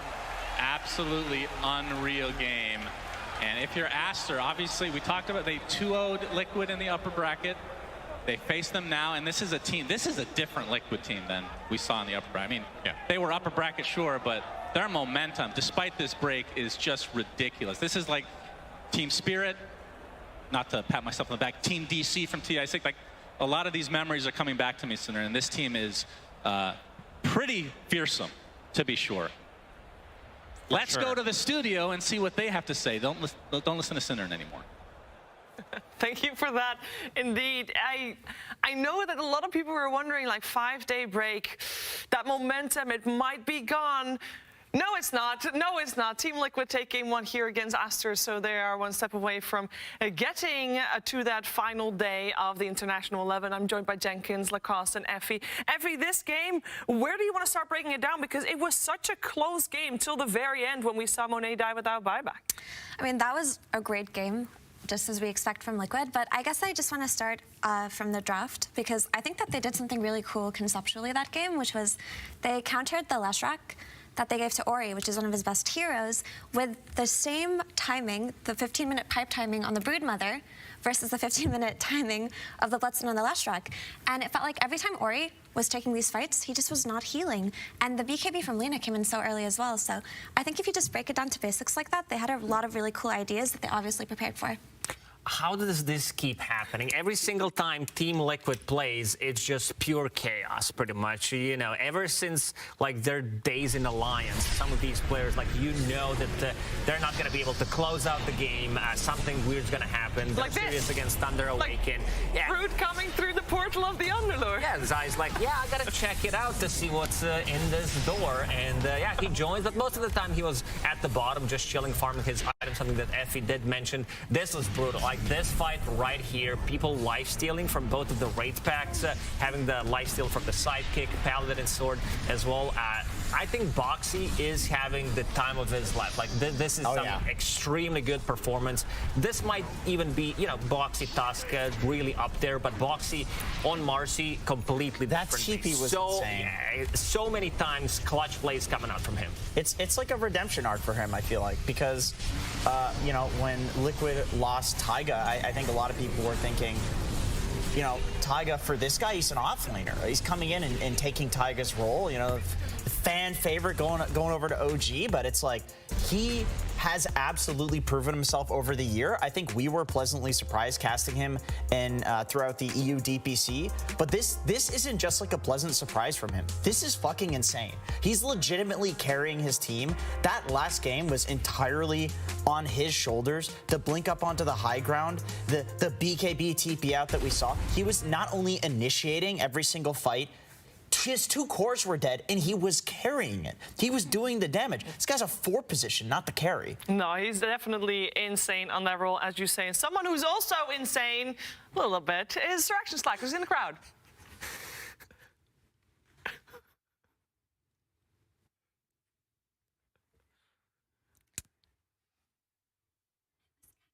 Stadium is packed. I thought that we would go and talk to some people about that last game. Pretty exciting stuff here. Hello, who are you rooting for in that last game? Liquid, obviously. Obviously, oh wow. Well, what'd you think? I thought it was phenomenal. And what do you think about this stadium here right now? You feeling it? You feeling the TI hype? Oh, it's beautiful. Look at it. We got flags and banners going on. It's great. All right. Where are you from? I'm from Canada. Canada? I saw the hat. I thought you were one of my people. Can we get one yeehaw, please? Canadian yeehaw? Yeehaw! Yeah! All right, any Aster fans? Aster fans? Anybody like Aster? Oh, okay, we got an Aster fan. What do you think about that last game, my friend? They need some words of encouragement. Anything to say? They're both pretty good, but I just support whoever wins the team fight, actually. Okay, well, that's depressing. I think they needed something more. Don't worry, you can do it, Aster, right, boy? Everybody, we got it? Aster! Aster! All right, fantastic. Well, we're going to pass it back to the panel, my friends. But before we do, I just wanted everyone in the arena to let those people that are watching know what they missed. Can we please tell them from home how hyped we are? Let's go, Singapore! I'll do it. All right, back to you guys. Thank you very much, Slacks. Indeed, Slacks and banners. What more do we really need? I know that Aster needs a little bit more, though, because they got a lot of pressure on them now, Lacoste. Yeah, most definitely, because, you know, they showed how good Dota they can play on LAN, but if they don't win this series, this is going to be the second time in TI history that there's not going to be a Chinese team in top 3. There was one time that it happened, it was TI3, but other than that, you know, they are carrying the torch for their region. Yep, definitely, because they eliminated the other Chinese team that was in the TIs, that was still in TI, and PSG LGD. Let's hear them talk about it. 打那个汤者的时候，我能感觉到我们队有一趟压力，就是自己给自己压力，就没有什么别的原因，就是可能感觉就是放不开吧，就我们。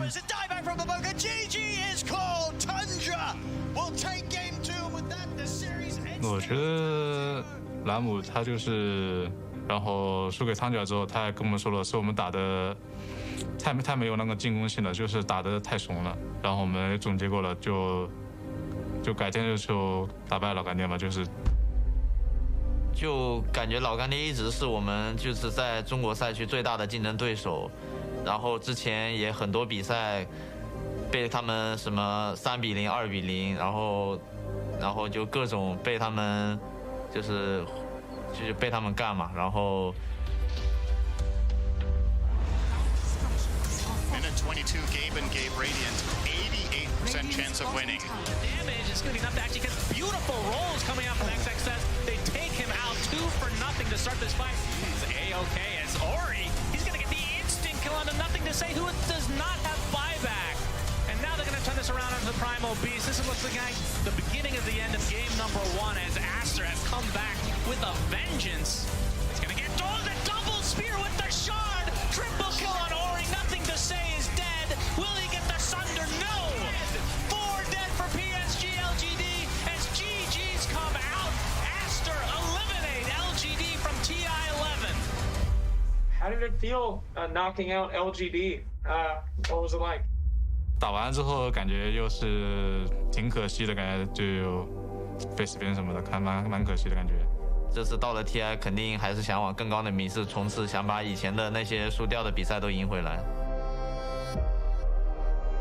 我觉得我们今年这5个人在一起的那一刻，我就觉得我们是奔着今年的冠军来的。我挺难忘的吧，这7年来，这是我第一次冲进 TI 4强，并且有拿冠军的机会吧，所以我非常珍惜这一把翻盘，然后也很珍惜和我的队友走到现在。我觉得不管是老干爹还好，还是我们，还是RNG好，为了中国粉丝尽力去拿下这一个冠军吧。然后之前中国赛区的成绩都比较不错，然后都是老干爹，差不多都是老干爹拿的。然后今年到我们了，所以我觉得我们也要接下这个重任，然后不负众望。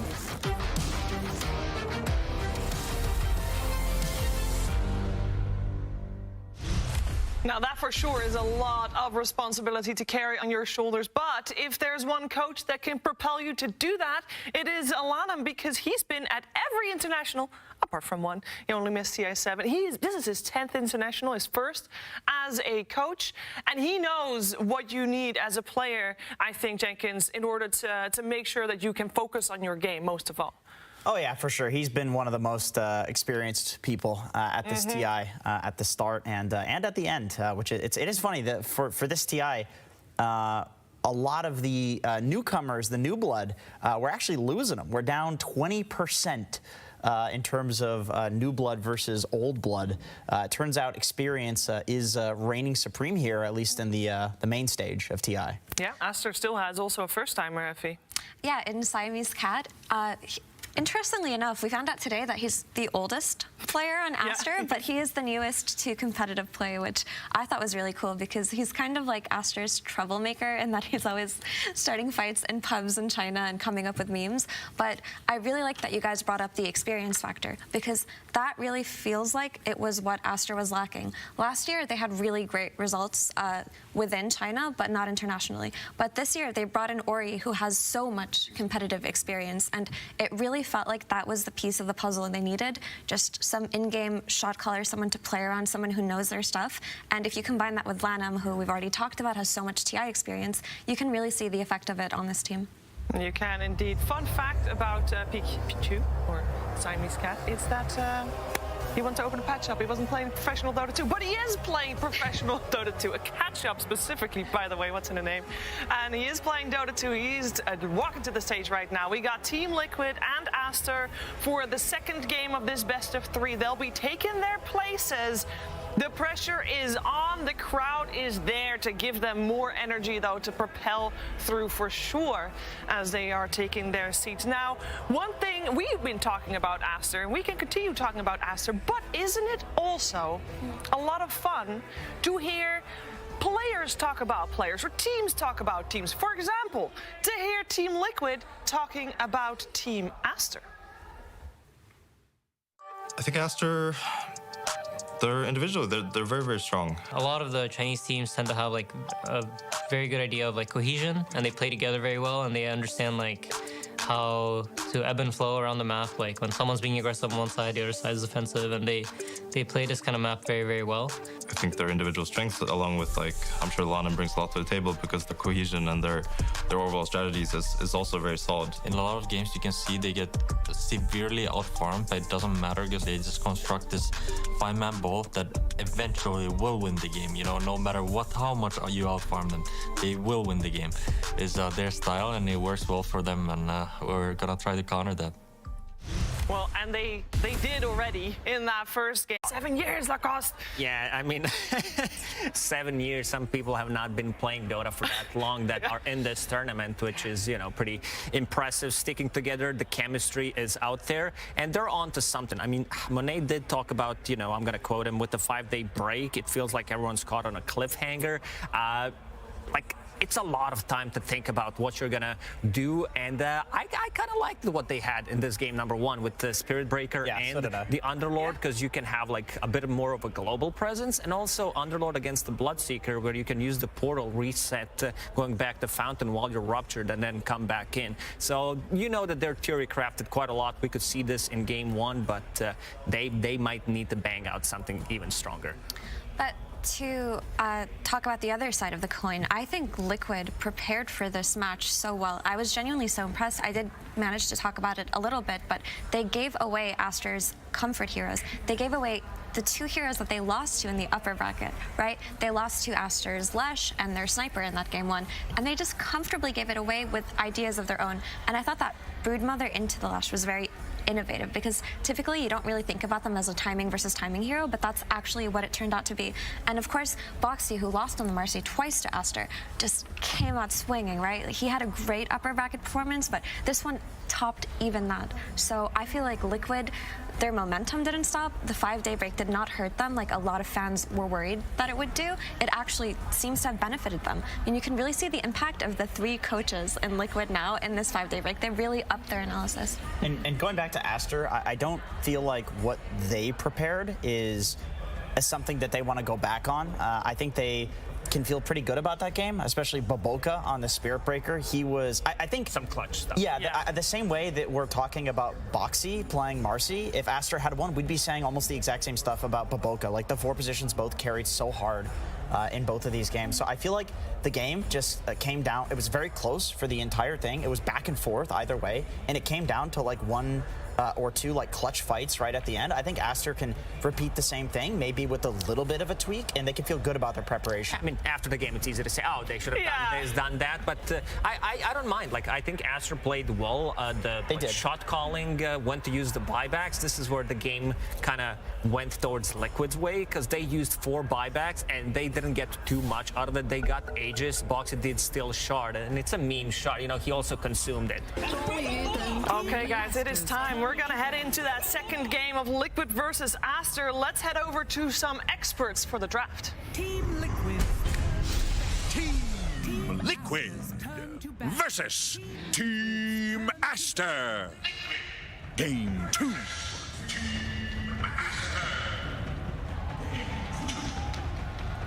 Thank you, voice of God. Suns fan here with Cinderin, and again joining us is Stormstormer and Toby from Entity. Game 1.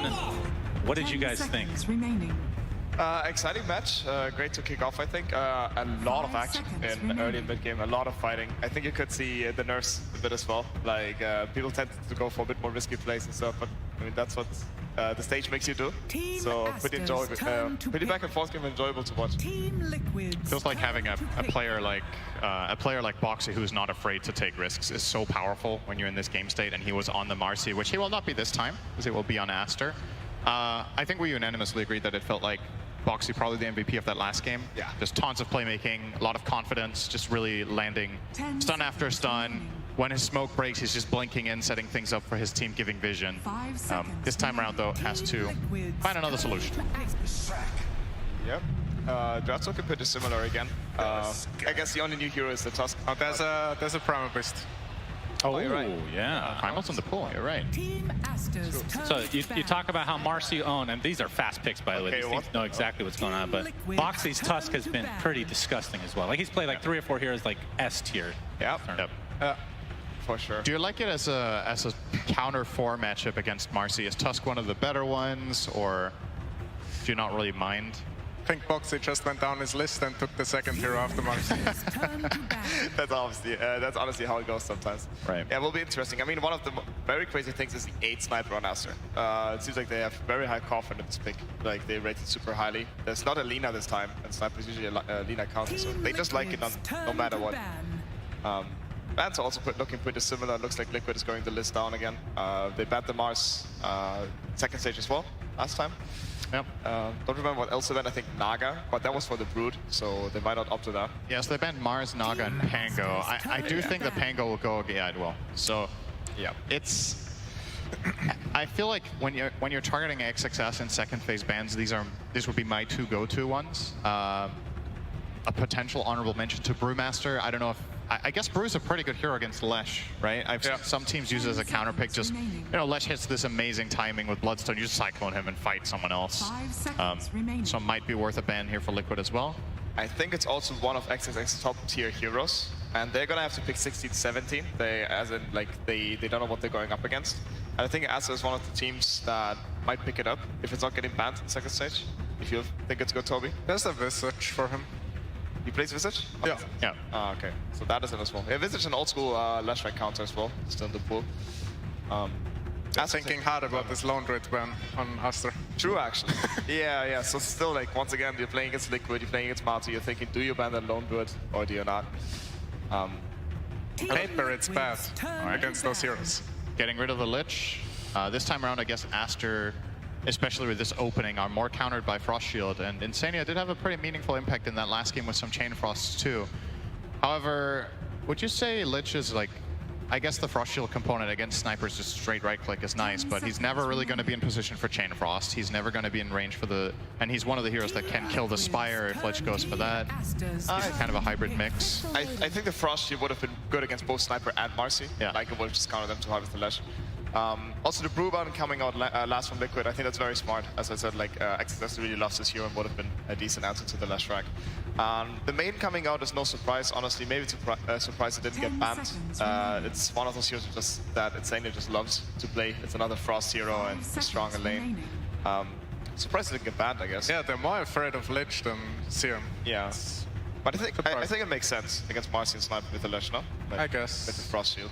Do you think there's any downside to having a lineup that doesn't have a ton of flexibility right now? Kind of know where I mean, you said they could play position 1 Lesh technically. You said Aster wasn't able to do that probably, but as we're gonna see a Putka. Oh. Yeah. Okay. This sniper patch is flex, definitely. I meant for Liquid. Yeah, I think Liquid, they don't flex the Lash too much. I don't think Matos played Lash a single time this tournament, and Mika always had good results. Mika can play safe lane Lash. I suppose, yeah, if there's a good reason. Oh! Oh, wow. Oh, that's Silash. Silash.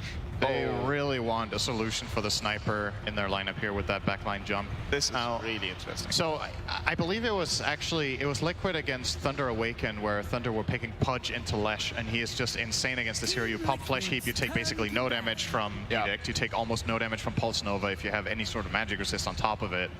So is a direct counter here from Aster to the Lesh. Do you feel like Storm's matchup against Pudge is meaningful though, or? Yeah, it's interesting. I mean, it's I honestly don't have to play any of those 2 heroes, but it's probably a decent matchup for the Storms. Really does very well against many melee heroes, and obviously an answer to Sniper, which I feel like they were lacking. I think the mid matchup is probably fine. I've seen Storm lose mid really hard to Sniper. Yeah, exactly. That's what I was thinking as well. So like they could actually opt to put the Sniper mid and the Pudge carry. That could be a very, I think, Sniper fair matchup of midding against the Storm. Is there a world that you can play a 3 Pudge on XXS? Because he has also played that hero in the past, or is that just kind of outdated at this point? We've barely seen it this tournament, right? It's almost only carry and mid. I think that would be wild.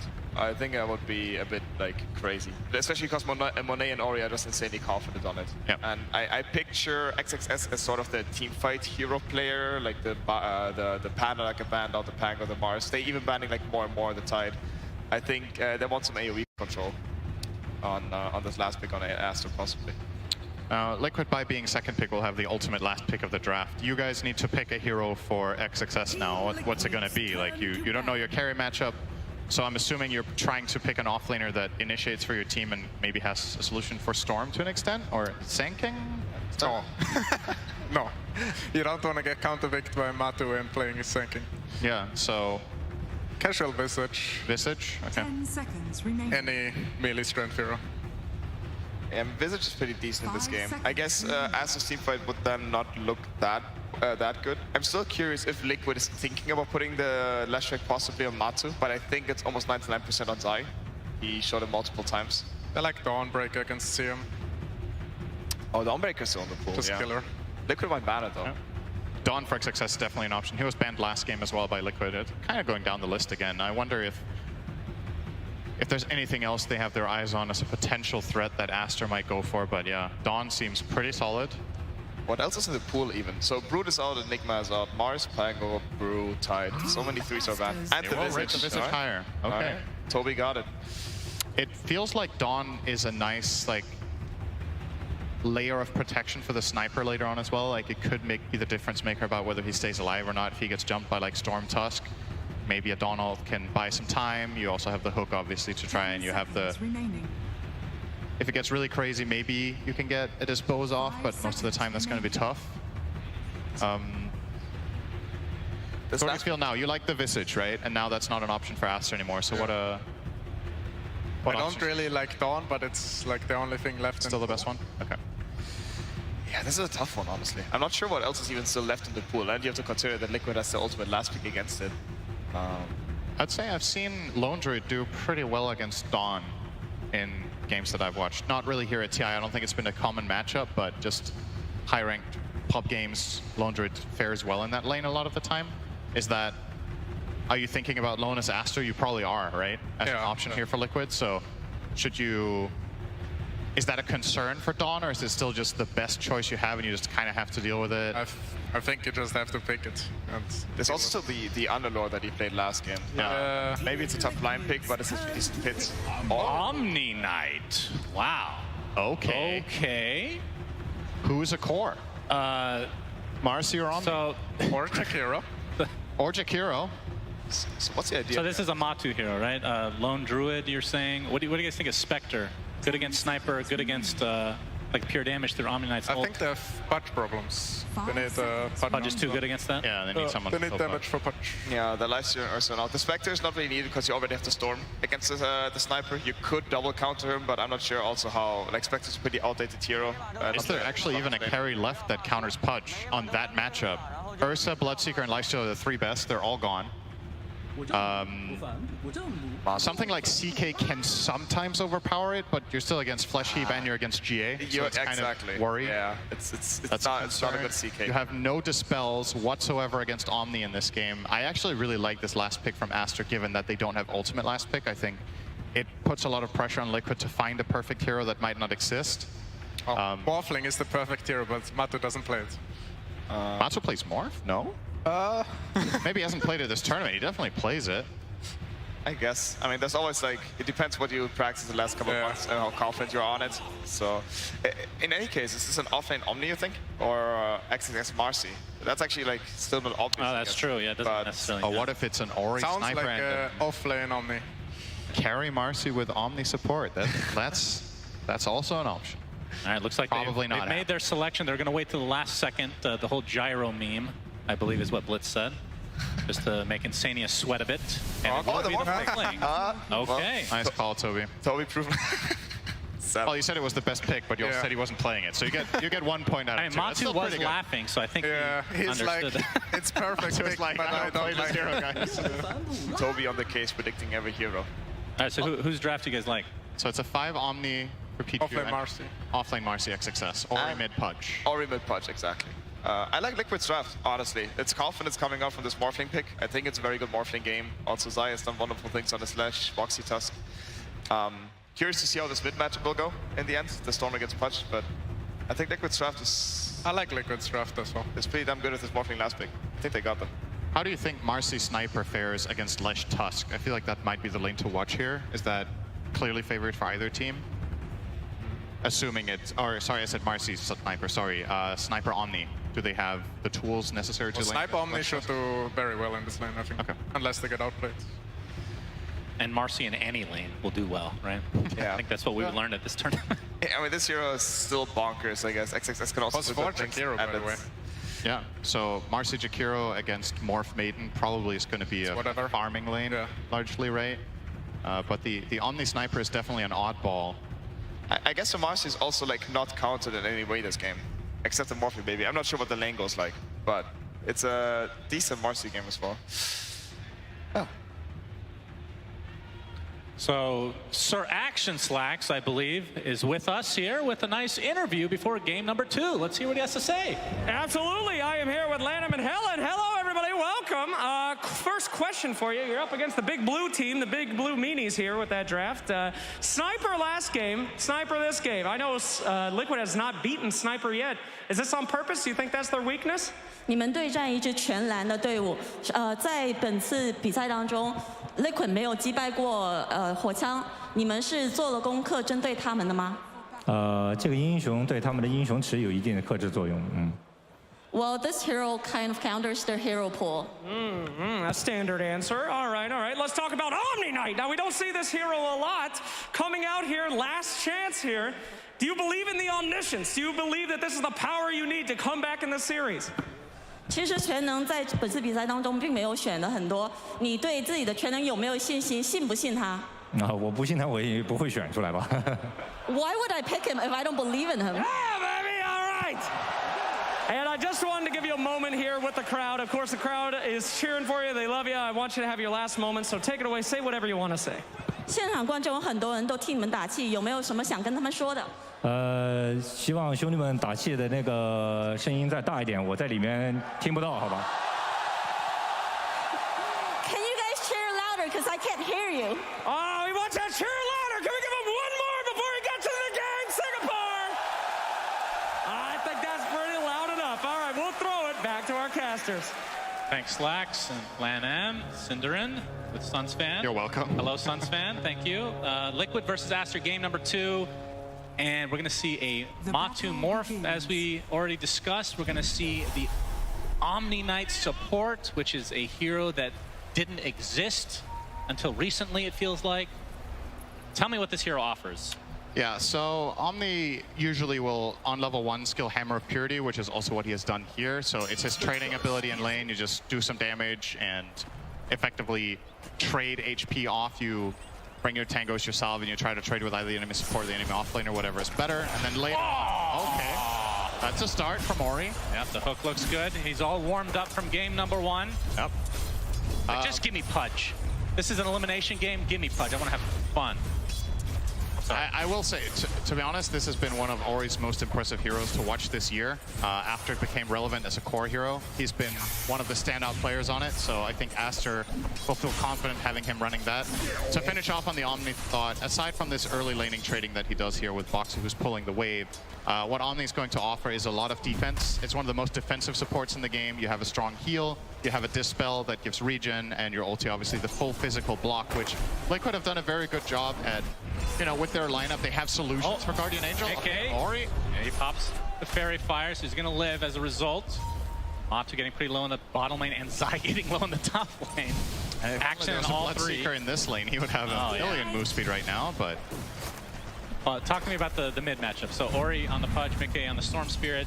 Pudge is just, we've talked about this hero a lot, but very level dependent. Yeah. And the fact that he's being played in core really gets benefited from his passive, which is now an active. He has great base damage. He can write good attack animation. Like, it's really hard to deal with this hero. I think this lane is pretty dangerous for Storm, because if you do get hooked, you have no way of repositioning yourself. You have 285 move speed, so you can never outrange the Pudge. Yeah. Even if you Vortex, the slow isn't enough, slow yourself. So it's kind of a balancing lane where Pudge needs to gauge whether he can go for a kill or not. And if he can, and lands a hook, it probably just gets it. Oh boy, insane. Dispose, and first blood this time goes to Aster. Look at that. It's the same as last game. Marcy jumps maiden and kills her in the same place. Marcy is, I mean, we talked about it. Wait, Primal Beast wasn't banned at all? Or was that in the second? He was ignored, I think. Completely ignored. Wow. I believe so. Yeah, Primal Beast and Marcy, we were both expecting to be the most picked / banned, but to get through at this late in the tournament, shocking. Yeah, and oh, there's that trade-off. Ori with the rod. We got a TP coming in, but Boxy is a little too late. Gets the ice shards off. He's level Water 1 Rune though. is popped by Ori, and it looks like he's fine. Wants a high five. Will he get a high five back?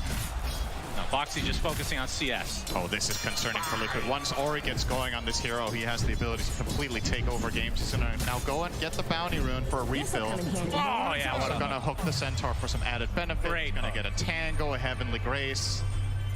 Everything to make good old Pudge happy here. And yep, that solo kill mid is enormous. He's 600 net worth now ahead of that Storm. And the level advantage is nothing to ignore either. When Storm hits 6 after Pudge, he's constantly at risk. Any connection on a hook is a kill. You can even just walk up and dismember him if the lane positioning is unfortunate for Mikko. He's not paying attention, being careful enough all the time. Yeah, it's scary, this mid lane start for Liquid. And this definitely is not even taking into account that there's a Marcy on your team that has not even bothered to help out in mid lane because they don't need to, because he's winning that, and now they're going to go on top of Insania again as Matu trying to deal some damage to Boboka, but it looks like Insania will be the death for Liquid again. 0-2 thus far in this lane. Yeah, Maiden Morph just not the strongest of lanes, especially in the early levels. Liquid obviously acknowledging that Morphling has a good core game, but the Marcy Jakiro lane, insanely strong matchup. Like, you're gonna hit level 3 now as well. Ori will. They're gonna go on top of Monet here. Looks like they'll find the kill first before Zai ends up being the trade. So favoring Liquid here. Yeah. Siamese Cat just trying to harass Boxy away. XXS tries to go for a cheeky rebound play, but Matu, as long as you get that strength off, you're not going to die in all likelihood here. And Ori, like you said, level 5, almost level 5.5, as Mickey just hits level 5 now, so he will have a kill opportunity. Let's see how passive Mickey will be at that point. Monet is doing some serious damage to Boxy, not enough though. And yeah, this lane from Liquid, it's really fun to watch this lane because it feels so different from most of what we've seen. Not the Lesh Tusk is pretty common, right? But the Omni Sniper might be the first time this tournament this lane is even played, I would imagine. It's very special in the sense that Sniper has basically no way of repositioning himself, but Omni can make you strong enough to maybe stand your ground, even against Tusk Lesh. As long as there's creeps around that can eat part of the Edict, which, by the way, Zai isn't even skilling. He's going Lightning Storm stun for now, but Edict will be coming later. Perhaps it's enough. I also wonder how comfortable Liquid are playing against this matchup and Omni in general. Boxy, he's in a rough spot. Gets off a nice ice shards, though. Boxy, one of the best Tusk players in the world, of course. We've seen this time and time again. Looking certain death in the eye is poking onto the range creep. And Might have Ori, wanted the siege, actually, but... Yeah, possibly. Either way, the next creep should get him to level 6, and that is where Mickey has to be extremely careful. But Ori's taking a lot of damage here, so we'll see. Has 10 wand charges right now. It is power rune time, though. Yeah, there it is. And he's going to go for it right away. Immediately, here comes the snowball to try to cancel, but the damage is already done on Mickey. Another TP to come out from Insania. Mickey dies first, though, as Boboka is the one technically getting credit for that one. Zai, in the meantime, has to TP back to Fountain in the top lane. Yeah, so the trade-off here is it's a 1-for-1 kill, but Liquid have to bring 2 supports mid to get the trade, and obviously that leaves their side lanes exposed, and Aster identify that and immediately take advantage of that top. Lesh is not a good hero 1v2. This hero thrives on playing with ideally a melee 4 that can set him up and tank some damage, go first. Once that's out of the window, even a lane like Sniper Omni can actually just bully you out. Put on a little bit of a Hammer of Purity and a Shrapnel and just run Lesh down, and he has to back. So, talk to me about back to Pudge, of course, because I can't stop talking about this fat guy, but understandable. Ori has his phase boots. He's going for the casual cloak into Ag. That's really fast. Yeah. Is that because he's owning right now? It's that, and he has Omni, right? I think that that extra layer of protection really helps in speeding up your hero going for a faster pace. So I don't mind it. We've seen some different builds on Pudge. We've seen Blink Rush was popularized, especially in the China region earlier this year. Cloak into Axe has been run without Omni as well, so it's not like the first time. We've seen Hood into Axe. We'll see. If he dies once, he might just buy a Hood for value. But as long as he's balling like this, I mean, he has died once. If he dies again. Yeah, but that death, it was a good trade. It was a trade. He got the XP. Oh, close to hitting that hook on Mickey. Had the ward seeing Mickey's movement, which he's now going to ping, is like, why on earth would Ori ever hook here unless he saw me on a ward? Yeah. But Ori did not count correctly with the, didn't account for Storm's slow movement speed and threw the hook out too early. Mickey obviously not even having boots will make that movement. Imagine being that slow and it benefiting you as Mickey gets out the Electric Vortex. Boxy is here as well. Ice Shards to connect onto Ori. He's stuck here. Gets off the hook though. Instantly cancel on the Dismember, so no kill comes out from Aster this time. But that is a haste rune. Oh, this rune is insane on Pudge. Indeed. And just like that, Mickey zips as far away as he can, knowing that he can't really contest here. Or he's going to see Boxy. He might just go for it. No, he's not. So this time. Keep in mind, Ori's going for a pretty standard Pudge build here. He's going 1-3-2, which means when he activates Flesh Heap, it blocks all of the self-damage from Rot. This spell gains so much from the second point. And when you have that haste rune, you can just run at people with Rot and Flesh Heap on the duration, usually enough to find a key kill in a fight. So you've got to be very, very careful as Liquid around the map right now. Yep, and they actually just drew. I believe that was Boxy. They know that this gank attempt is happening. Zai TP's out. Honestly, I'm really impressed. Good attempt from Ori. Yeah, good read. Pop the haste now and get back to mid. Great read from Zai to TP there, because I think a lot of players in that situation just start running and probably get out from running, aside from the obviously Pudge connection there. So he knew that that was a haste play coming in when Sniper started playing aggro and instantly TP'd away, so well done. Still a very Aster favored early game. Last game was a lot more even at this point. Yeah, but with all this this movement, it's kind of created some space here for Matu to catch up a bit. He's top 2 net worth right now, so he's off to a pretty good start. He, of course, went for, oh, he's going straight Lincolns right away. First item. This is like super old school. It's pretty old school. It's not a build we see rebound right now. Sania is eventually, surely Crystal Maiden doesn't run away from somebody. Surely he is dead. They want Ori to try to get these Flesh Heap stacks. The hook connects, and Ori gets another Flesh Heap stack to his name, which is now at 3. But yeah, that might be the longest that Maiden escaped from gank ever. So that was like, I thought it was slow motion at first. Yeah. Big zip in with a connection from Boxy. They're focusing on Baboka. They get him. Mickey a little bit low on mana as Ori is now TP'd in. Looking for a connection of their own, faking the hook, not going to go for it. That was with the power rune picked up from Mickey. He got a double damage, and that enabled that play to be very swift. So immediately converting that to a support kill. Not the biggest, but it's still nice for Liquid to force rotation, if nothing else, from Aster. They do get the TPs in toward mid, which I think arguably are worth more than the kill itself in that instance. Just getting Ori as well as Pichu's TPs on cooldown, which could potentially open up for something here up top. Boxy is thinking about it. He's getting level 6 from the next creep in Fog. But Pichu in a very good position here, covering Monet, and it is a difficult kill. Keep in mind, if he Heavenly Graces at the right time and removes multiple abilities, Monet just gets that bit stronger. That could keep him alive. He also has Raindrop and a decently charged up wand. So this play probably does not actually exist for Liquid. Hook, Matu with a quick wave form. They could just go for the tier 1 tower on top of the Omni Knife potentially. Gets off the Heavenly Grace, but Boxy, he's the one kind of isolated right now. The snowball is going to buy him a little bit of time, but he's just going to get right-clicked by Monet. So a really easy kill here from Aster. Yeah, and Liquid even brought a Maiden for that just to die in a 2v3. That feels really bad. You're the one allocating resources to try to threaten the Sniper, and he's just standing his ground, showing to be way too powerful with the Omni Knight behind. You kind of settled for trying to go on the Omni, but just not possible. Oh, we got Ori. He's going to get the Dismember up, but that's against another punch named Matu.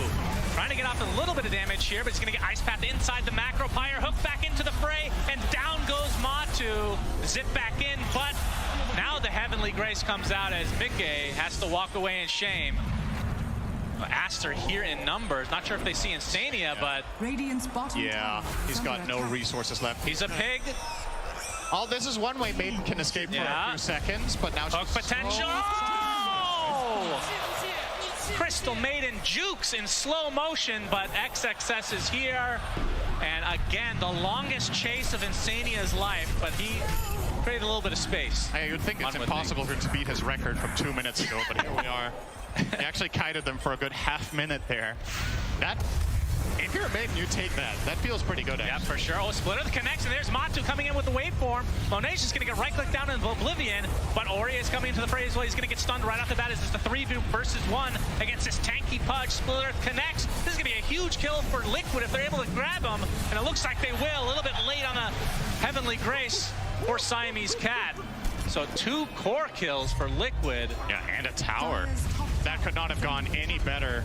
And not a ganking duo you would expect in that instance as Monet. It's the Lesh Morph gank in the side lane. And the TP too late from Ori, and Omni Knight did not have one, I believe, so couldn't show up and protect in time. A big moment for Liquid, just recovering a lot of their early game deficit there with one swift move. They find 2 cores in a tower. Doesn't get much better than that. That was a savior friend syndrome domino effect. Something. But on the bright side for Aster, Ori is more than halfway to his Ags, and once he gets that against a Lesh, against a Morph, it still works that way in Morph, right? The health reduction. Actually, can't remember anymore. Yeah, that was changed. It should favor Aster. So a really good Pudge Ags game. I'll cancel the Pudge out there. I'll cancel it. I think we can kill him too. No cancel anymore. His thing is running out. Yeah. Yes, Fucking get it, boys. I said only cup 2. They sound very happy all the time, don't they? They do. I mean, it did win game 1. That's true. That'll help. Indeed. Nice path not able to connect here. But yeah, I mean, this game was definitely Aster favor, but that one move, it felt like it brought Liquid back into the game, and it's essentially even for net worth-wise, at least. You can see Zai still working on the Bloodstone. Obviously, position 3 is not going to farm nearly as fast as the usual mids that we've been seeing. Mickey getting relatively close to finishing the Sage Kaya. And of course, on Matu's side, let's go back to this Lincoln Sphere.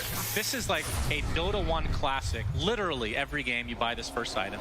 And then early games of Dota 2, it kind of transitioned over and then disappeared pretty much. I don't remember why at this point. More items were added. Yeah, a lot of the times you would see now, I think most Morphlings buy Falcon Blade into something else than Lincolns. There's like plenty of item builds you can go on this hero, but I'm just looking for the reasoning for the Lincolns. If is it Dismember, is it Dispose? Mickey zips in, but there's 3 members of Aster. He doesn't seem to give a crap about it. There goes the Guardian Angel, and Mickey's just gonna get punished right off the bat. And Aster super happy with this exchange as Insania baiting them into a potential chase of the lifetime again, but they will give up on that. You can't underestimate how much Omni does in these situations. If you're jumping a support and you're like, man, he's low, I can get this kill. Omni casts Heavenly Grace and a level 1 Purification, and Baboka all of a sudden wasn't even remotely close to dying. Yeah. But Mickey needs backup. This is not the greatest Storm game to solo kill in, because the enemy supports are actually relatively tanky, right? There's a Jakiro, there's an Omni. If you want to get a solo kill on either, you really have to burst your entire mana pool away, and then you might not even be able to get out afterwards, so might have had to wait for the Sanj Kai there. That could have made the difference, potentially. And Ori destroying an illusion here as we're going to see a bunch of items picked up. So Bloodstone for Zai, and we saw Ori's Aghanim Scepter now being completed. Pudge is insanely strong right now. He's easily the strongest hero on the map. If he has Omni Knight protection and he gets Flesh Heap off, I think Liquid genuinely can't even kill him with 5 heroes during the duration of Flesh Heap plus Heavenly Grace. So they've got to be pretty strategic about how they approach this fight. Ori has queued up his next item. It's going to be the Blink Dagger. So, well, they're going to go on him top here. Flesh Heap is going to try for it. Ice Shard's blocking him in. Nobody nearby, but he's going to get the Dismember instantly canceled thanks to the Split Earth from Zai. But this Rot is decimating them as Zai forced the TP out, but the hook back in. Split Earth is coming. He's faking it out. Doesn't do enough damage, though, as Zai can just be walked down on. Ori with another stack of Flesh Heap. That's up to 7. Yeah. They need more heroes than that. That doesn't cut it. It looks juicy, right? It looks tempting. He's even half duration Flesh Heap when they initiate. All it takes is for one support to show up, and Ori can clean house there, and that's... And Aster back to 2K now. It feels like Liquid will not make that mistake again. It's kind of like you're testing the limits. Are you able to pull that off? The answer is no. Next time you're bringing probably the Storm or the Morph to make sure you get that done. But it's a costly learning experience. It's 2 heroes dead. It's almost a mid-tier 1. It's more Flesh Heap stacks like we talked about. And something else I guess we didn't mention. Marcy with Pudge is pretty interesting too, just for the rebound move speed. This hero isn't too fast, but effectively giving him haste when he initiates, he jumps on him. XXS will finish the tower here, no problem. Yep, not really defended. Rebound, looking for an opening, but none to be found yet. Okay, he's going to be shown, but no Blink Dagger yet there for the instant initiation from Ori. We see Matsu going for pretty standard morph here. One of the best items to get against Pudge with the Ags. The stat steal is very powerful, and you steal this obviously stat resistance as well, so you can maybe lock onto him and bring him down. It's the link hits that's a little bit unusual, I would say. Maybe we're talking about that a bit too much for it's not like let's bring it up for the 3rd time. It's not like an insane rarity, but I think a lot of players in this spot would have gone for a cheaper build-up with Falcon Blade into the Ags, or maybe well, I would say maybe it's a Manta game. I don't know. First item is variant. Yeah. But there's Dismember, there is Dispose, and there's Assassinate. Yeah. Is that it? Yep. So, I mean, that's one argument is Linken's is extremely good when there's only 3 things that cancel, right? Yeah, for sure. And I mean, it's also a feel-good item in terms of like being full health and mana when you're pushing around the map, in terms of farming. It is a good item on the hero, but... They're hunting a sniper, but he has a lot of distance there. Boxy looking for an opening. He has the pike, though. This is not easy. Yeah, and he's going to use it prematurely there. They're spam pinging it out. They know. Good awareness there from Aster as their lead continues to grow. Now at 4K with the Blink Dagger now online on Ori. So he can just jump in. I would assume a BKB would be next. Let us fight. As Zai and Boxy just have to try to keep Aster at bay a bit. And you know what this conversation's going against, Cinderant. Yep. Who does it benefit? The tier 5 neutral item? Roche. The same joke every time. Eventually somebody will laugh. That's the thing, though. When you get toward the end of the tournament, you run out of content, right? It's the same with the teams. But actually, the drafts have been pretty creative today, so that's been pretty cool. True. Roche, I guess if Boxy had more levels in tag team, probably the Radiant is the faster Roche killers, but overall, Marcy will always be one of the best heroes at doing it as a core. Level 2 Unleash with 4 in sidekick. Speaking of which, Mickey. Oh, zips just in time. Wants to get a little bit aggressive, but he's outnumbered. He'll get out. He'll be able to get out. Good reaction. If that connects, that could have been really scary. But yeah, I guess either team can Roche relatively quickly if they find 1 or 2 core kills, and that looks to be the game plan here for Aster. They're rotating top to start taking control of this area so they can start threatening Roche. And if Liquid are showing 2 cores on the enemy side of the map or something like this, you could just sneak it with Marcy plus Sniper, I guess. I guess actually, they're pretty good at killing it. So, both teams looking at it more and more. Yep, there we go. They see cores bottom. Well, it's only 1 core in the Lesh, but let's see if he pops the Unleash or not. XXS is holding on to it, so this will be a slower kill than what it could be, but does offer the protection of, in case a fight breaks out, he has that BKB Unleash, which is very, very powerful. And yeah, Aster know that they don't need it at all to kill it. They will grab it. Looks like it's going on Monet again, like last game. Could have seen it on Pudge in this one, honestly. I definitely think Ori is in a position to just go crazy with an Aegis, but it seems... Rather protect Monet. Yeah, Monet always gets the Aegis. That's what we've learned here. No matter the hero. Onto the high ground, the hook connects. But see Insania trying to get away, but some good moves. Not going to be enough, though. The split arc onto the sniper is the rest of Liquid trying to get away in this bot lane. Shrapnel slowing him to a crawl. Zai continue to get headshot. Do they have the stun? They do. Ori with a double kill across the map. Now top lane, looks like Liquid want to try to get something out of this. AK's out of mana. He is. I don't know if he can get this kill. Has to TP out. Will live, but no kill for Liquid at all. If Aster had any TP with a stun there, that could have been a dead storm, but they're all on cooldown or unavailable. So Mickey, I mean, that was just a full-on global fight, top to bottom to top again. Very understandable that Mickey tries for it with how many heroes from Aster rotated, but again, Storm just doesn't have enough in the tank to solo even the Jakiro. XXS, that's who they want. Boxy has a Blink Dagger, Walrus Punch as well, but XXS gets off his BKB and Unleash, and now he wants to fight because Ori has come to play. Matu, nice save on the Boxy, but it's going to cost them the Crystal Maiden again. It could have been a lot worse for Liquid, but Aster able to keep their position 3 Marcy alive. All things considered, that was not too terrible. Matu showing up with the Ags there. Definitely helping out against the Pudge. Off the zip in, they're trying to take out the Omni Knight. The hook from Matu, that is enough for a kill, but the instant initiation from Ori. They delete Boxy from the map, so it's a 1-for-1 in this little mini engagement. XXS, he's gonna get split earth with Matu just right-clicking him. Looks like that's gonna be enough with the adaptive strike as well. And Aster, like they're going to retreat despite having the Aegis for another 3 minutes. Nice dodge on the hook there from Liquid. Both of their heroes sidestepped it to the right.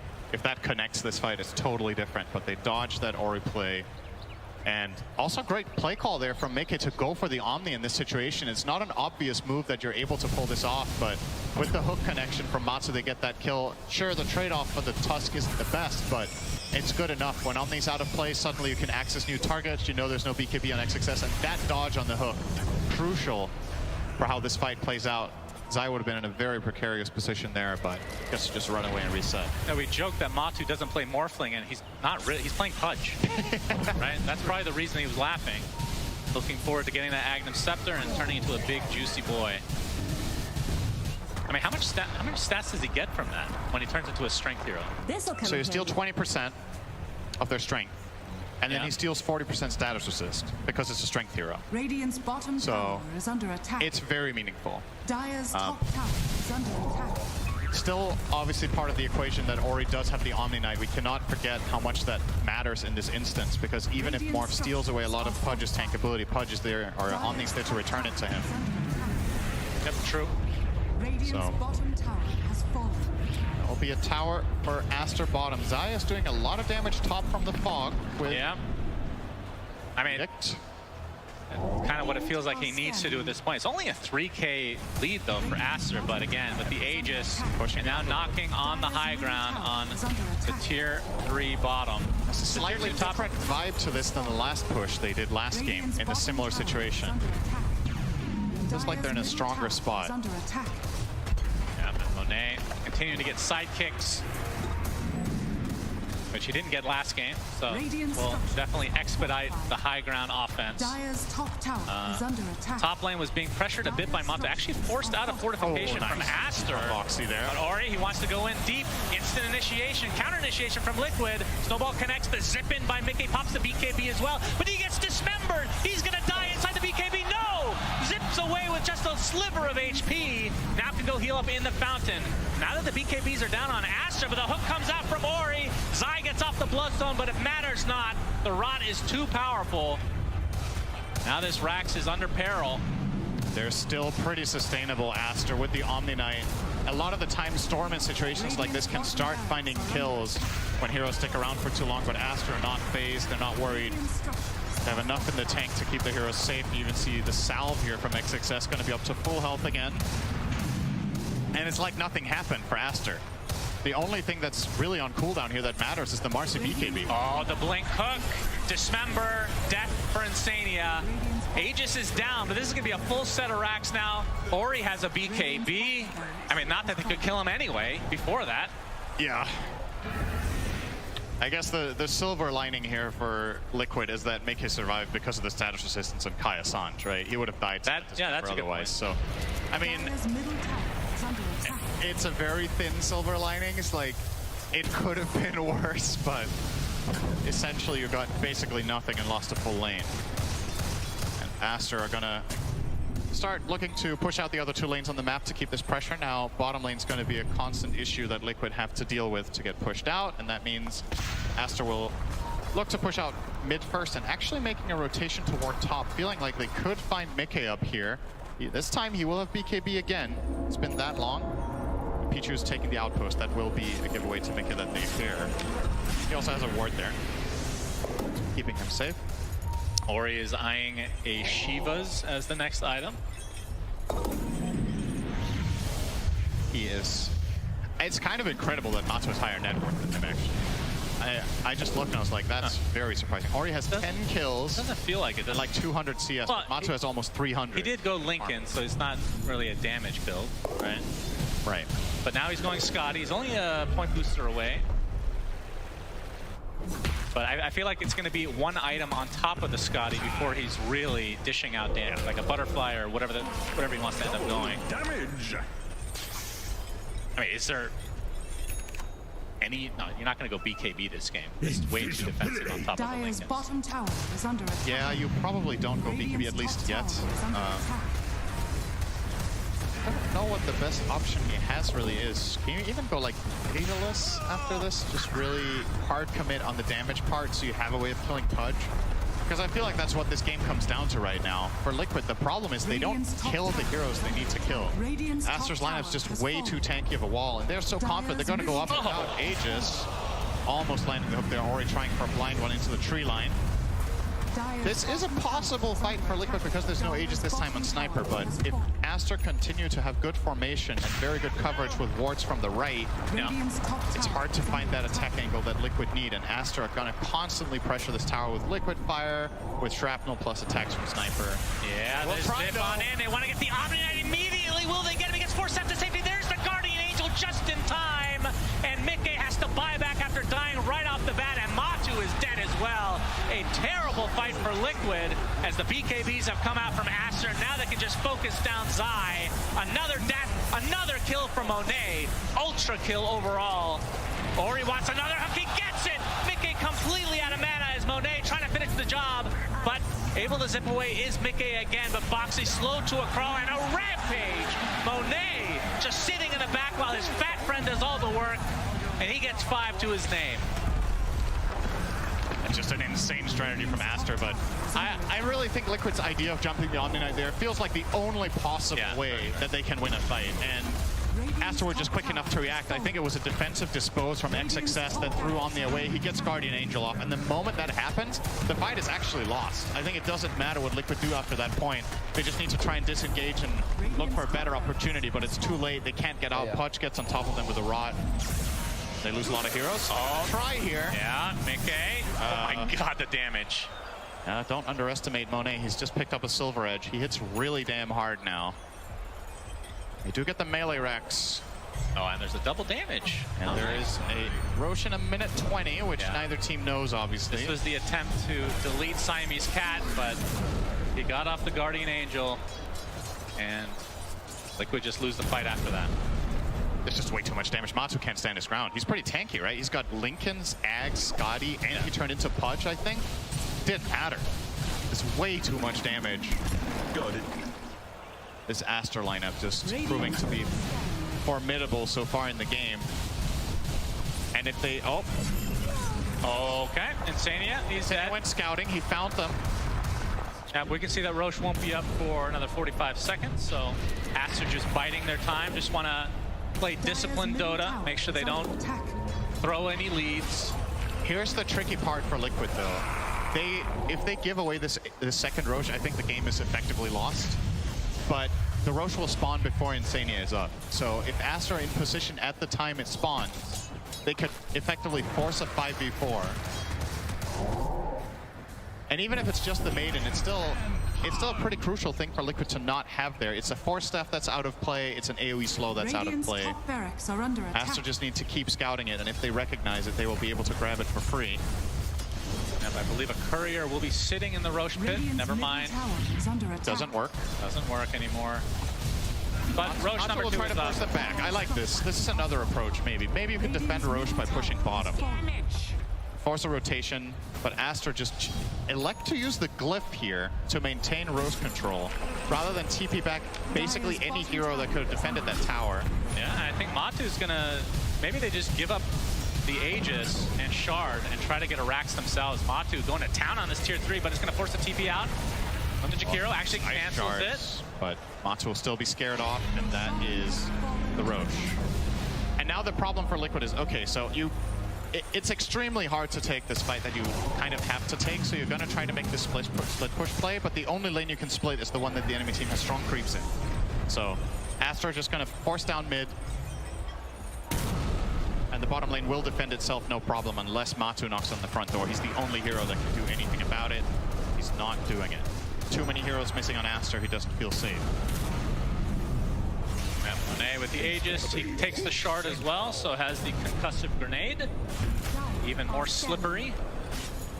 It feels like the initiations from Mickey are pretty crucial. And this feels like a game you need to go Ags or something, but he's just going to be too far away. Actually, the Orchid is a good choice against the Omni Knight. Yeah. That is one way to try to counteract. But the problem is he has an Aeon Disc, he has a Force Staff. That's going to be They actually can't prevent him from getting spells off anymore. It's just impossible with the lineup they have. Need to get a Nullifier, which is very expensive.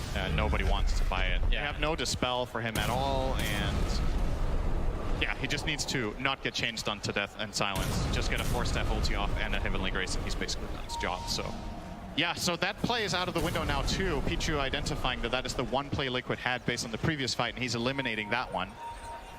So if Liquid can't force them back, they have no reposition. I mean, they have an offensive Force Staff on Insania. I'm starting to look for kind of desperate approaches because it feels like Force Staff into the splitter that is already on the ground. I mean, otherwise this just happens, right? Oh my god! All right. All right. That was close. That hook went right through the 2 polygons that exist for Morphling, not including the cosmetics, of course. Very quick fingers from Matu, but again, they are on the back foot. BKB picked up by Zai. Yep. And this is, like, they have good defense with Lesh and the Tusk to some degree as well. They just have absolutely zero map control, right? That's the problem. Bottom is pushing in, mid is pushing in, and top is now also starting to cross the halfway mark. And if Aster want, they can cut the next wave top. So Liquid are completely cornered. Matu's going to turn into Sniper, so taking away some of that agi. Monet takes a little take aim action to himself, little right-click action from Matu, but I mean, they're delaying it, but again, the lead is still growing in Aster's favor. There's no technical rush for them. And Aster's probably going to find this ward now, too, that is giving Liquid some really good information, right? Because now this camp is blocked, and they're like, wait, what? And there we go. So the last little bit of vision that Liquid had left, given away by the camp itself. And you might wonder, like, why do you place a ward there? Isn't that going to be obvious to the enemy team when the camp doesn't spawn? Yes, but at the same time, it's really not an obvious spot to place it to begin with. So the sentries that you usually put in this area, which you see from Aster, the first sentry that they have did not find the ward, but ultimately they get it. Yeah, looking for the jump onto Matu. They're all smoked on the low ground. Overwhelming blink, not quite up yet for Ori, but yeah, this is kind ready of to go. telegraphed because nobody is, like, Zai is getting pretty far top. Yeah, they Nobody's scanned showing it. mid. They just scanned it right now. Trying to delete the ward. They do so. The hook is in, but Ori not able to connect. Aster having to reset, still with a minute 20 on the Aegis. Now they can just do the old sniper trick again. Get this tower kill. That's the biggest thing preventing them from getting onto the high ground anyway, on top of the splitter, of course. Linken's is popped now. Hook not connecting again from Ori, but there's the punch from Boxy into the hook from Matu. Already half HP on Monet, but again, he still has the Aegis, and Zai getting destroyed. My goodness, he melted. Freezing Field comes out just for a split second, but it matters not. A second death for Liquid. Hook on into Monet, but he gets a concussive grenade off again. And Liquid crumbling here in game number 2. Aster coming back with a vengeance, looking to get the mega creeps. Buyback comes out on Matu as one last potential stand here from Liquid. Mickey not able to do too much. A nice ice path comes out into the dual brat. They find the Pudge finally, but how much is it going to cost them? Boxy ticking away ever so slowly. Matu, the last remaining member of Liquid after the buyback now. He turns into Punch, or he's still Punch, in fact. Has the Rot, just getting kited. Finally gets disposed back into the ice path, and he's actually staying alive thanks to the strength morph. Has to reset back into the fountain. Boxy has to be careful. This would be a dieback for him. He's gonna tick away. Matu had 6,000 health because he also had the strength from Punch. That is a very beefy boy as the mega creeps now come out. Aster, massive advantage here. GG still not called. It's only a matter of time here as the last tier 4 will fall. Matu and Zai trying to get something up. Really want to kill Monet now that the Aegis is gone, but the ice path is there. Hurricane Pike on top, and that is going to be the death of Liquid in game number 2.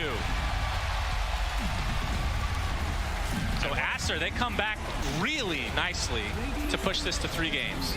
Yeah, that's got to be really good for their confidence. You know, in that first game, the first game was really close. There were plenty of opportunities in that game where Aster could have maybe started getting a big advantage. They didn't manage to claim it. Liquid ended it in a swift move. This game, Aster pretty much dominating more or less from start to finish. There were a couple of glimpses from Liquid, but for the most part, Aster just crushed them. I love their draft. I think the Omni Knight last pick was brilliant. They get their Pudge on Ori mid against the Storm of Mickey. He gets a solo kill. That's about as good as it could have gone for Aster, so we'll see. Liquid have had their backs against the wall many times already. Yep. They're definitely not scared of a game 3. That is very, very true. This is going to be a hype game 3 for sure. Let's go to the panel and see what they have to say about this Pudge performance from Ori. Thank you very much, Sunsfan and Sinner. And indeed, a game 3. We wanted a game 3. We're getting a game 3. Very excited for it. But first, let's talk about how we got there, because this game definitely was a little bit of a change up from Aster in terms of game 1 versus game 2, because it was incredibly dominating here, Lacoste, for them. They were so difficult to kill.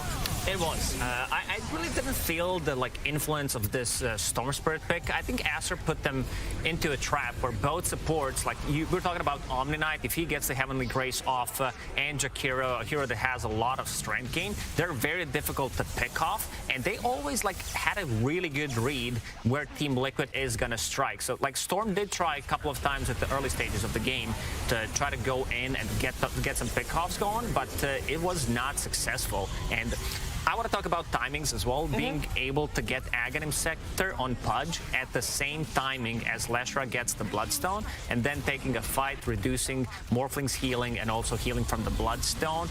All I'm going to say, if Pudge is played by Ori, you got nothing to worry. Now, honestly, what... Or you don't need it. Okay. Sorry. Don't be sorry. No, I honestly think that was just an incredible performance by Ori. I mean, if your Pudge is solo killing the enemy Storm Spirits in the mid lane, that's more than you could ever ask for, right? His items came at right the amount of time. Siamese Cat on the Omni Knight knew just when to play with the Pudge and when to stop playing with his sniper, and it just felt like all of the pieces of Aster's draft aligned with each other so nicely. And I just love the fact that they took the Mercy away from Boxy, right? They had previously beaten the Mercy twice in their upper bracket series versus Liquid, but they just lost to it. Instead of being shaken or maybe questioning their openers, they take the Mercy for themselves, which they then pivot into an offline Mercy with the last pick Omni Knight, which I think nobody was prepared for here. So I'm just really impressed by how Aster handled that game 2.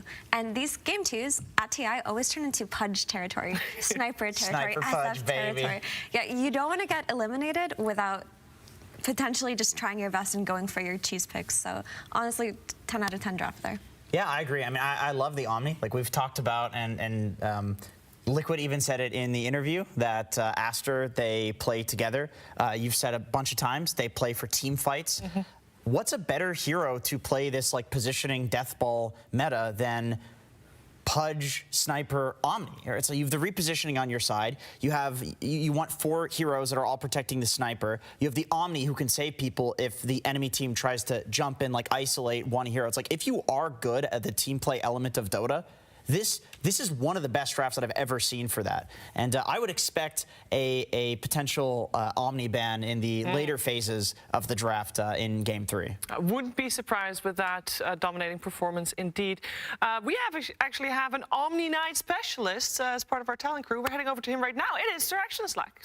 Omni Knight specialist as part of our talent crew. We're heading over to him right now. It is Sir Action Slack. You bet your booty I'm an Omniac Specialist. We have 90 seconds to give away 2 Storm Spirit Pillows after that Storm Spirit. I want to hear the best Storm Spirit impressions. If you can do a Storm Spirit impression, so raise your hand. Can you do one? Zip. All right. Can anyone do a Storm Spirit? Right. Haha, I'm here. Audience? Oh. Storm Spirit impression, sir. Zip. Jeez, what is wrong with you guys? All right, come on, somebody. Okay, hurry. Storm Spirit. That was very good. Take your pillow. Thank you very much. Anyone else? We got a few more seconds here, my boy. Excuse me, sir. This will be a tight fit. Excuse me. There we go. Perfect. Sir, please be good. Storm Spirit. All right, that's good enough for me. Can you beat him? I don't know. Okay, great. There you go. Thank you very much. All right, back to the panel. Woo! I'm not going to remember. Well, okay. Thank you, Slacks, for that. Yeah, I didn't have high standards set for the Storm Spirit sounds, but it worked out and people got free stuff, so we're all happy for them. Who we're also happy for is Matumaman, because he made it very deep in a tournament that he, from the get-go, had already said, Effie, it's his last ever. It's very sad, but I mean, for a last run, he's performing spectacularly. We saw it in that earlier video where he talked about how he felt like he messed up that first game versus Thunder. He went into the bathroom, he washed his face, and he said, you've done this before, you've done this so many times, and he delivered for his team. And we've talked time and time again about how Boxy showed up, how Mika has showed up, but Matu has shown up in spades. I think he's playing some of the best Dota in his life right now, and his teammates are just so inspired to get this win for him before his last run. And with that in mind, we actually do also have his teammates talking about Matu's retirement. To put it frankly, it sucks. Because I think, you know, like, right now I feel like I just want to keep playing with him. He's a really good dude. He's very stoic, he's very finished, but he's also very good at Dota. I mean, the reason why I'm retiring is I was already contemplating after last year's TI. Like, after losing this, I felt like sometimes it hits harder, sometimes it hits a little bit less. I mean, in the moment, you always go with emotions that why you could have done better. Your mind just keeps like barraging you with these feelings and like what you should have done. Did you throw the game for your team? And it's truly miserable feeling. Feel like this was your worth, kinda. Like what you put into this year, this moment was the worth and you weren't good enough. This year, obviously, I mean, I was crying after that lower bracket final against Team Spirit. I mean, it's heartbreaking to lose that way. Will he get another rampage at TI-10? Absolutely, Yatoro! They're gonna call GG. The underdog story is still alive. Team Spirit move on to the grand final. It just doesn't satisfy me equally anymore. Like, I just feel tired. I'm doing it out of sense of it's my job and duty to become better, or like stay at least like as good as I was before, or like maintaining the form. I feel like whatever you choose to devote all your life for, you better do it like fully hearted. Like, there's no way I'm gonna half-ass this thing. Like, it's gonna eat me alive. That's how I feel. I think this year, especially on the team that we're on now, he's kind of embraced more of a leadership type of thing. So he's kind of got that.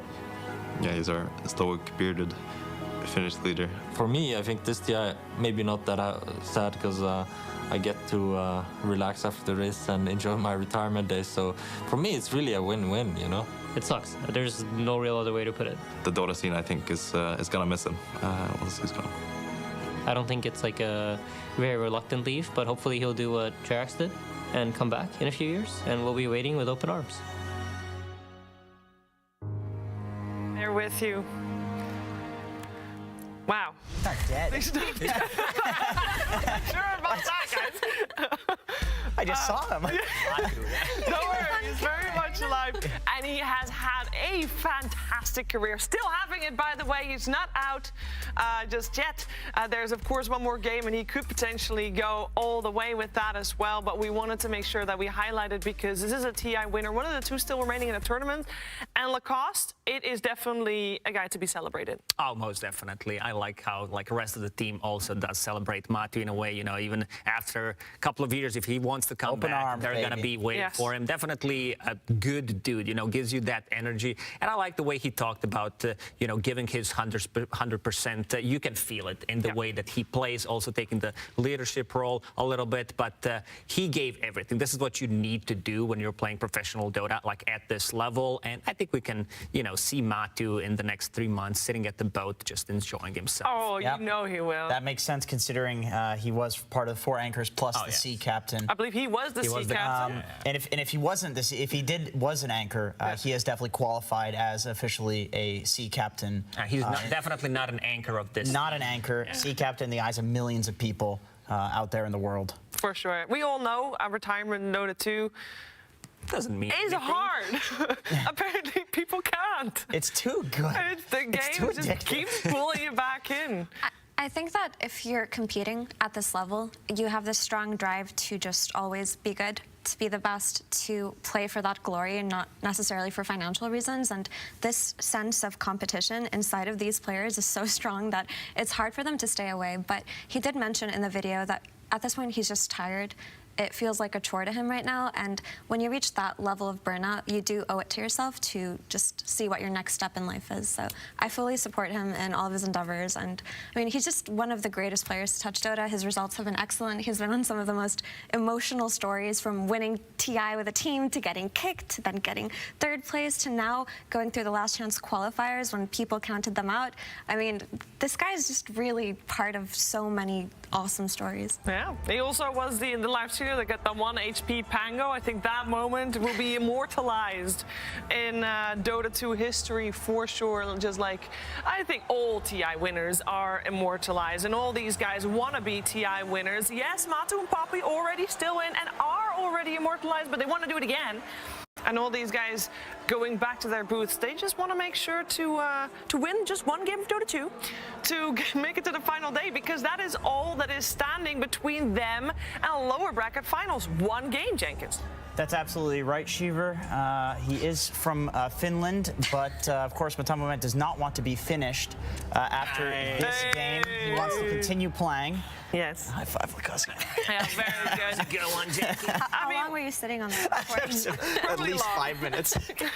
Well, thank you for getting that out just in time. Now, we've talked a lot about the teams, and earlier on, we heard Team Liquid talk about Aster, and now we're going to hear Aster talk about Team Liquid.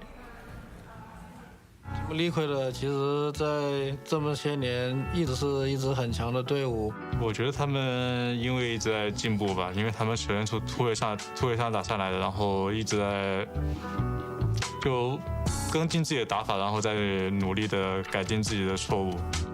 我觉得他们的那个教练挺能领神的，因为我昨天在网上看见了他们的那个语音聊天，他们在赛前，然后他们会一起团结鼓励一下，就是说一些大家能团结的话，这样。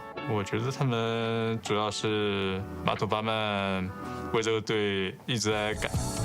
就是他能适应各种的打法，就是马桶巴，就是为这个队付出很多。虽然之前我们2比0了他们，但是他们能重新杀回来，但是然后也是不容小觑的吧，所以我们依然还是会很重视他们。And they have been taking them very seriously, which is why we're here in this 3rd and final game of this elimination series. Who will take that spot tomorrow? We'll have to wait to find out. But I want to hear from my panel what's going to be the key element in this 3rd game, according to them, Lacoste. According to them, I mean, Team Liquid, they did go like full 5 heroes, blue heroes, last pick, water, Here we go. literally, and it didn't work out for them. And also one thing to know is if we want to like check the pattern that has been happening during the main event is all Western European teams are eliminated by other Western European teams. So, you know, Team Liquid does have an upper hand here. And then we have 3 European teams left in top 3 that can eliminate each other.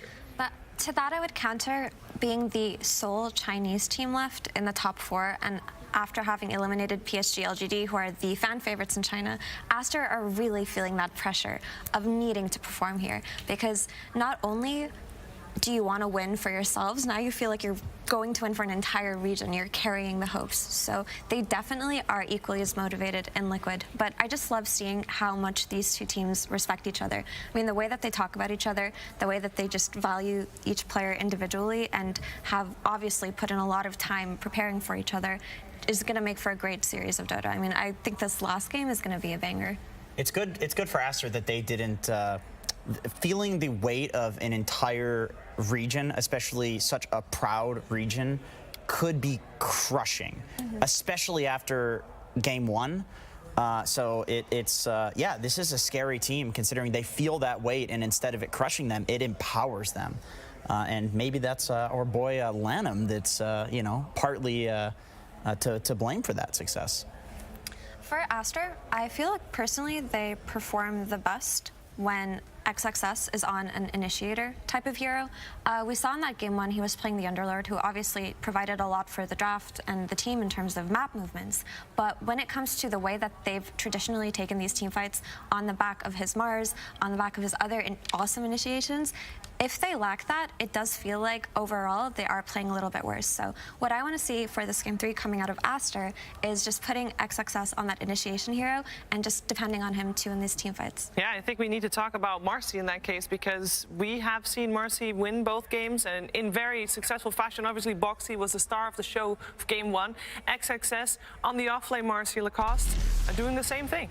Yeah, the hero, I mean, this is the reason why this hero is the most popular hero of this international, just being able to close the gap. Strong laner scales really well into the mid-late game. We saw Boxy in game 1 that he can also scale from position 4. Like, people did figure out Marcy going for BKB instead of the previous builds that we had, like Blink, Etherlands type of a build. And you did say Marcy win both games, but also Lashrak lost both games. And that's a big question mark for me for the game 3. Whether teams are going to prioritize this hero in the first phase, I feel like it's gonna be a no. I think there's still merit to this hero. They just have to kind of set up for it a little better, right? Because, for example, if that Pudge from game 2 had been a Lashrak potentially playing with an Omni Knight, it could have looked better for him. But I do agree with Lacoste that it does seem solved at this point. But for Liquid, what I do want to see is Boxy on another roaming 4 just demolishing the game. Like, he has been the bread and butter early game winner for Liquid. He's the one who goes from lane to lane. He just has so much impact early on. So absolutely do not put this man on some backline support. Do not do it. Just give him what he's best at.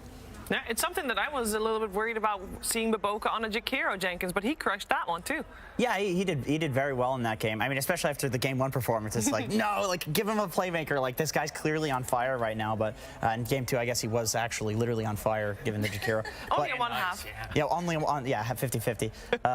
But no, he played really well. I mean, the thing is with Jakiro is, like, for good Jakiros, it kind of is an initiation to a degree, because, like, if you're coming out of a smoke, for example, you can hit with, like, a clutch ice path. Like, at least there still is, like, clutch potential with Jakiro because of the ice path ability. Other abilities are not as flashy. Like, you can't really do much, but he did some work. Yeah. He really put in some really good work. It's time to find out what's going to happen. Game 3, Aster Liquid. Let's go.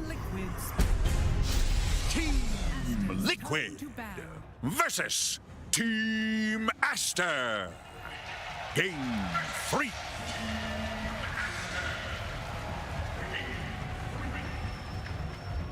Game number 3. Loser goes home, winner stays alive. A lot of storylines, of course. Last Chinese team, Matu. Talked a lot about him. Everybody's rooting him on, of course. But last game, what kind of adjustments do you guys expect to see? Marcy, man. Marcy's bad.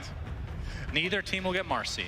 Yeah, get that hero out. Won both games when it got picked, and also once again, Liquid second pick, Aster first pick. I think it makes total sense. I think these teams almost always first faced Primal Beast when it was in the pool. That's and also it was ignored last game.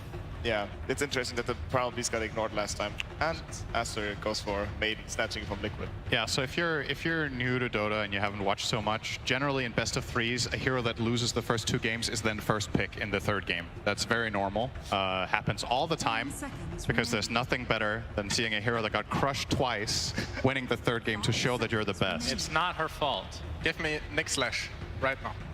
Nick Slash? Let's go.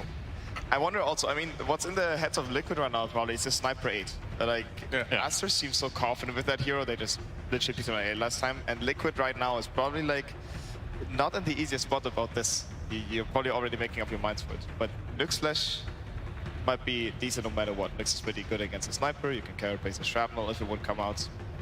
So just to clarify, when you say Sniper 8, you mean the 8th overall choice of the draft. That means yes, both teams have done 2 bans. Yeah. That means it's the 4th pick. Yeah, sorry. This is like pro player lingo. Yeah, it's pro player lingo. So sorry, yeah. it's a good way of referring to, like, once you're in the lingo, of referring to the order in which heroes are picked. But if you're not familiar with the lingo, you're like, Sniper 8? I thought the highest roll was 5. But Okay, so they do the Tusk Lina over the Lash rack. So they're preparing for Lash. Preparing for Lash, yeah. It's good against the Lash if they would pick it. I think Aster could go for the Sniper once again, though, if they wanted it. I mean, they picked the Sniper against the Lina in the first series, the first game, sorry. Yep. So they could just opt for it again. 5 seconds. It's also Nix in pool, Lash in pool. Is Lina good against Primal Beast net? That's the question. I think it's definitely like decent for sure. Like, you should do pretty good. Has Ori played Primal much this tournament? Yeah. Oh yeah. He has? Yes. Okay. Because I don't recall, none of the games we had with Aster he has been playing Primal, but... Okay. And the Sniper instant ban out. They're like, okay, take the Beast, ban the Sniper. So how likely is this Primal mid? No, they play it offlane, but... I think pretty likely. It's still a flex in the end, but like Linas usually do fine, but it's a bit like two-sided because like the Probabilities can also get on top of the Lina. So with like one rotation, for example, the Lina always has to be scared of like potentially dying. So Ori is probably fine with playing it, and it's in the end like they picked it into the Lina. Also, Oracle Lightstealer ban. I don't quite get the Oracle ban, what that is for. Did they ban it last game? I don't recall.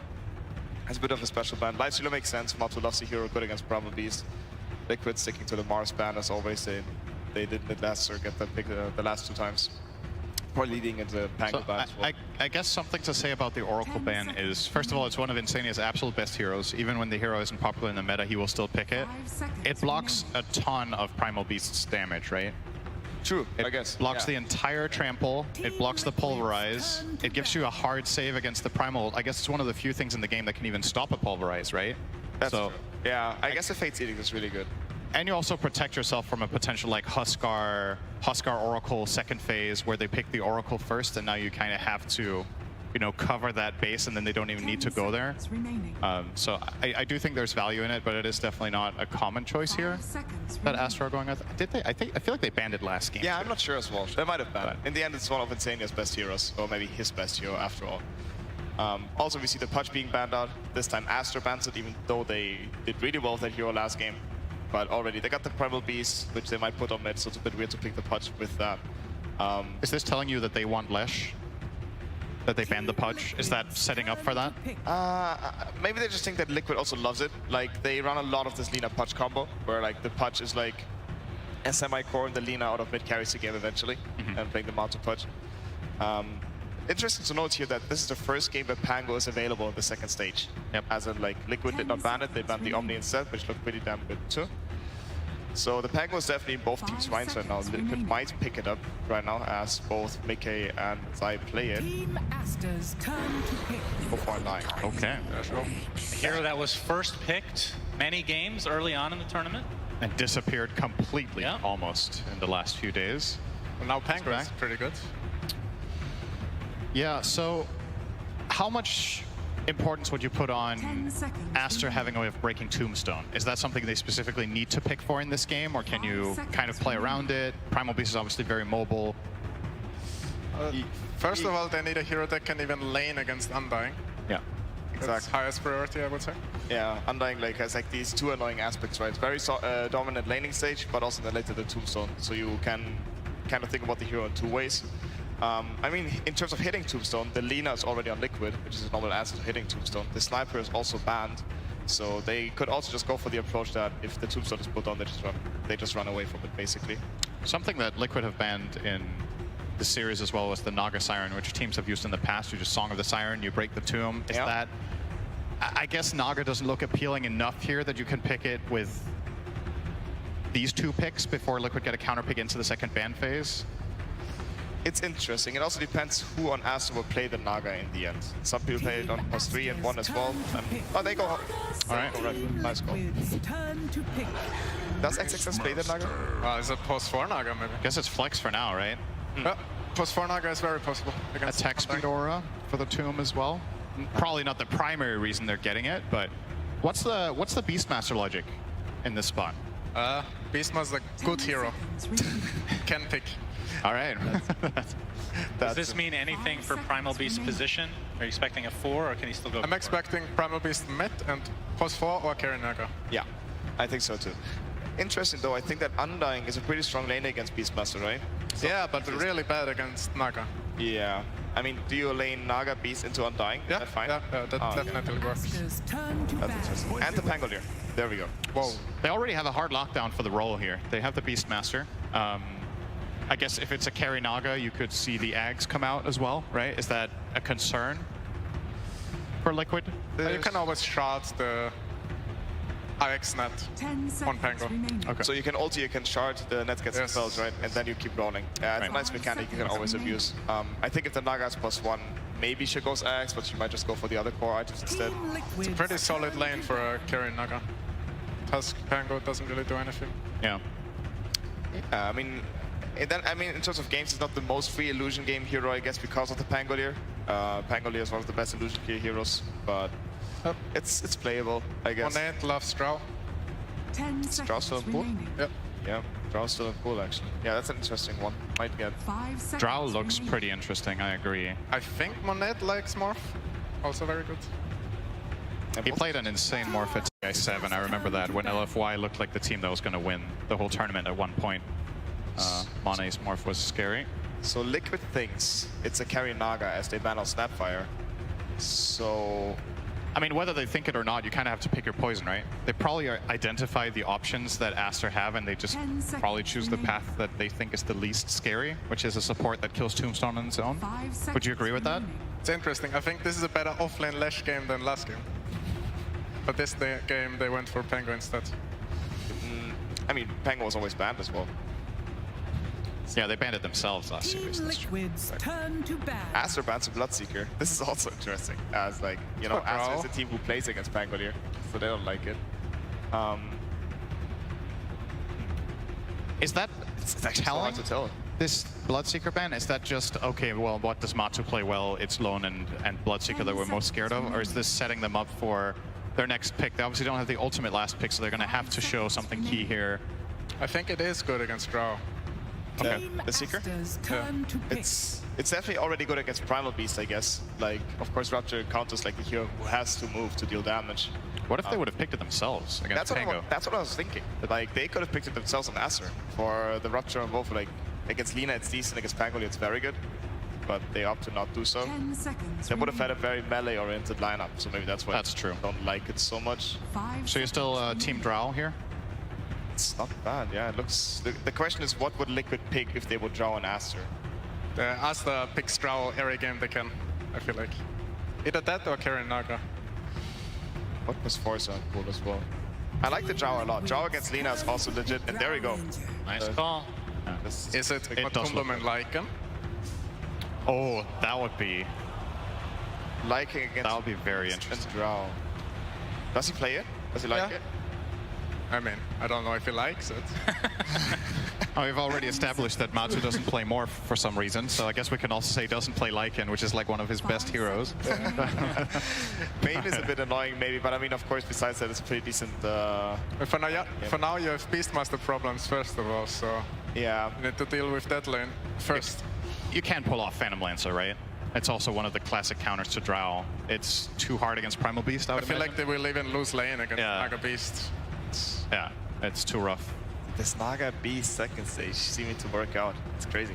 But I'm curious how that lane will go nonetheless. But yeah, PL also a bit annoying against to play against Maiden and the Beast. What else is still a pool even? Lifestealer, which kind of sucks, right? It's banned actually. Never mind. They can't It's a random Ursa, but it's also not good. Oh. Matu go. Maybe it's a Lycan in the end.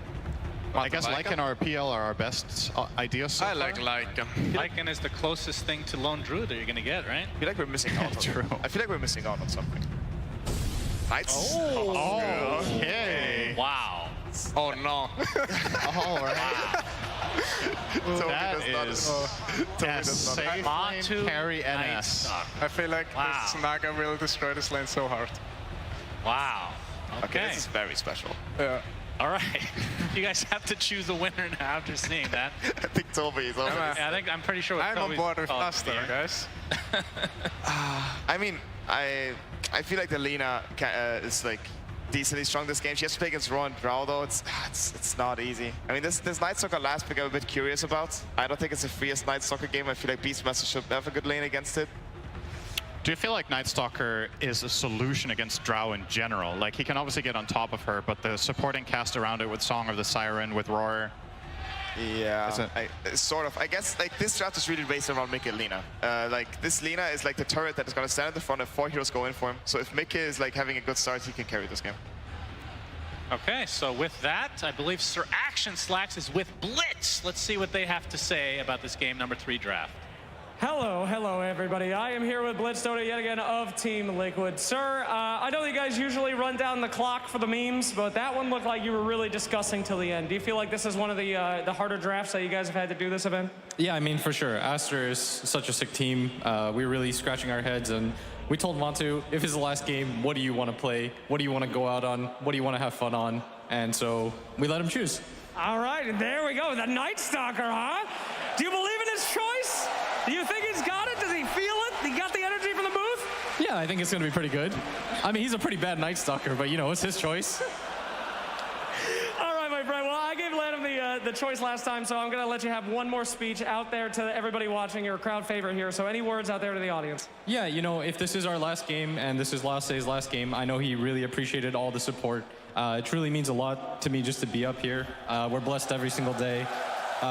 Thank you to the fans that are watching. You really make this all possible. Every year I realize that more and more. So thank you everybody who came here to see Lasse play and the rest of our team. This one's for you. All right, we'll throw it right over to our casters. Thank you. Thank you, Slacks and Blitz. And like you said, game 3 underway. And I believe the first 10-minute discussion here by both of us will be about Matu Night Stalker and what we think. I mean, the idea of a hero jumping on top of Drow makes sense. I would assume an Aghanim Scepter might be something that he'll prioritize, along with obviously the BKB and a Blink Dagger. Am I missing anything else here? You can eat the boar when you get the shard. Actually, you can eat whatever Helm of the Dawn, right? Does that work?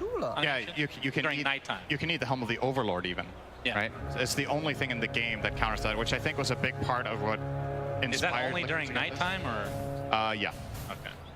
The battle begins. I believe so. So it's all about getting... Now you're making me question myself. Yeah, I know. I do that all the time. Sorry about that. Boxy's going to ice shard his way onto the low ground, but he's going to be met by Boboka. Going to have some nice blocks. Yeah, it only targets Ancients at night. So that's the only time he can kill the Overlord at Ancient Creep. Yeah, okay. But yeah, this is a completely out of left field pick. Nobody expected it. You heard Entity, they were not expecting it at all. Stormstormer and Toby, obviously, and I'd be willing to bet that Aster had no clue this was coming either. So, you know, that's sometimes surprise picks like this show up amazingly, and sometimes they fall flat. Either way, it's a really creative response here for Liquid, and it's a pretty polarizing carry. I'll say that much. Night Stalker has his games, but he also has games where he falls completely flat. You are the expert on this hero too. I used to play it mid. It was a different time. You don't go that build anymore. Well, to be fair, nobody went that build. What was the build?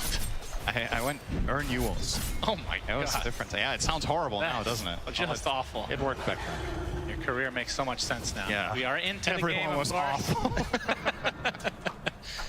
Siamese Cat getting pushed out here by Zai, playing the Pangolier. Yeah, talk to me about the Drow Ranger, because you guys all predicted it. Why is it so good this game? So first of all, you have the Beastmaster aura, which is nice for ranged right-click carries. Secondly, Liquid don't have the best backline jump, right? And it's also just a favorite of Aster's in this tournament. You saw them play Sniper 2 games in a row. They like playing Monet on this heavy long-range artillery, so it just fits the bill. The only catch that Liquid had until they picked the Night Stalker that could maybe get on top of her is a Tusk or a Pango, which both kind of get countered by Force Staff. So you naturally want to buy Pike on this hero anyway, so it feels good. And that's why we have so much focus on this NS, because I think he has a very clear job in this game that he needs to perform. And if he does get to do that, it could look amazing. So mid lane, something we talked about as well, how well does Lina do against Primal? So far, so good for Mickey. He's been playing a great Lina this tournament in general. He won with it in game 1. Well, what's the reason that Primal, I wouldn't say he's fallen off necessarily, but he was completely ignored in the first 2 games, I believe. This is a hero that was picked or banned in basically every game in the group stage and a lot of the main stage. Yeah, I don't know why they didn't consider it good enough. It's hard to remember all the drafts by heart, because there might have been some counters in play or other heroes picked that, you know, just bumped his priority down a little bit. But it was pretty surprising to see overall, given how even the later stages of this tournament, Primal's just been like a top tier prioritized hero. I mean, we even cast a game, I believe it was Ace playing Primal Beast, where like there's 3 hard counters this year, and he destroyed. Yeah. Sometimes it doesn't even matter. Oh, top lane, big damage onto Zai here. Yep, he has the shield crash for that damage mitigation, but it's worn off now. Gets off the swashbuckle with the tag team combo as well, but it's not enough. Aster strikes first, and Monet is going to get help with this Frostbite from Siamese Cat. Is it going to be enough for a double kill? Indeed. They get 1 each, and Aster on the board early, and obviously not a good start here for Liquid. You can see what they were going with the swashbuckle tag team combo is extremely strong. There's not enough damage yet. Drow has pretty decent armor. She's playing with 7 armor in the lane with the Wraith Band. And Crystal Maiden is really good against this lane, I have to say. Like, the slow against Tusk is amazing for countering out tag team. You have Frostbite as a disarm as well. Like, there's not enough in the tank there for Liquid. And it's kind of understandable that I wouldn't say they're desperate, but they're really eager to try to find a kill in this lane, because that's what's going to give them comfort. But that was just not the time. Maybe a level 3 timing would have been a lot stronger for them, with 2 in tag team perhaps, or 2 in the either crash or swashbuckle. See, Zai will choose the crash here. Instant frostbite. He's going to take quite a beating actually for getting that creep. Gets the swash off, but he's going to lose a lot of creeps to denies, it looks like. Can't really get too close. You can hear Primal Beast just belching in the background. What the hell that was? Yeah, you love that. Up top lane, got the multi-shot coming out. Siamese Cat's in a lot of trouble, though. He's going to get taken out finally here from the Liquid side. As Zai will barely get away. Monet just continuing to get these CS. He's 16-5 right now versus the Night Stalker, which is Matu, of course, 23-3 in the opposite lane. So in terms of the position 1 CS, it's Liquid favored right now. But obviously kill-wise, not so much.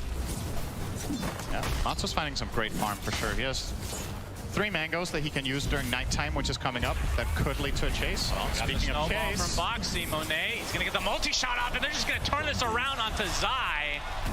Nice kill for Aster. An attempted TP out from Boxy should be fine. Yeah, that's still, even if you survive there on Tusk, this still feels bad, right? Because you're abandoning a lane with creeps in, that all this experience just effectively going to waste now. Monet has been going to be close to level 5 when Zai returns on level 3. This top lane is just, it's toast for Liquid. This lane is not good, but the other 2 are going great. So both the Lina as well as the Night Stalker are having a good time. And as we talked about, nighttime now for Matu could lead to some aggression in the bottom lane. Yep. Unfortunately for him, Undying, not the best kill partner during nighttime. He kind of has to do most of the work himself. Doesn't have like a slow or a stun to bring to the table. But at the very least, Matu will be finding excellent farm down here. XXS isn't doing too bad though. Yeah, but mid lane you mentioned, Mickey is owning. 38-12 versus Ori's 23-1.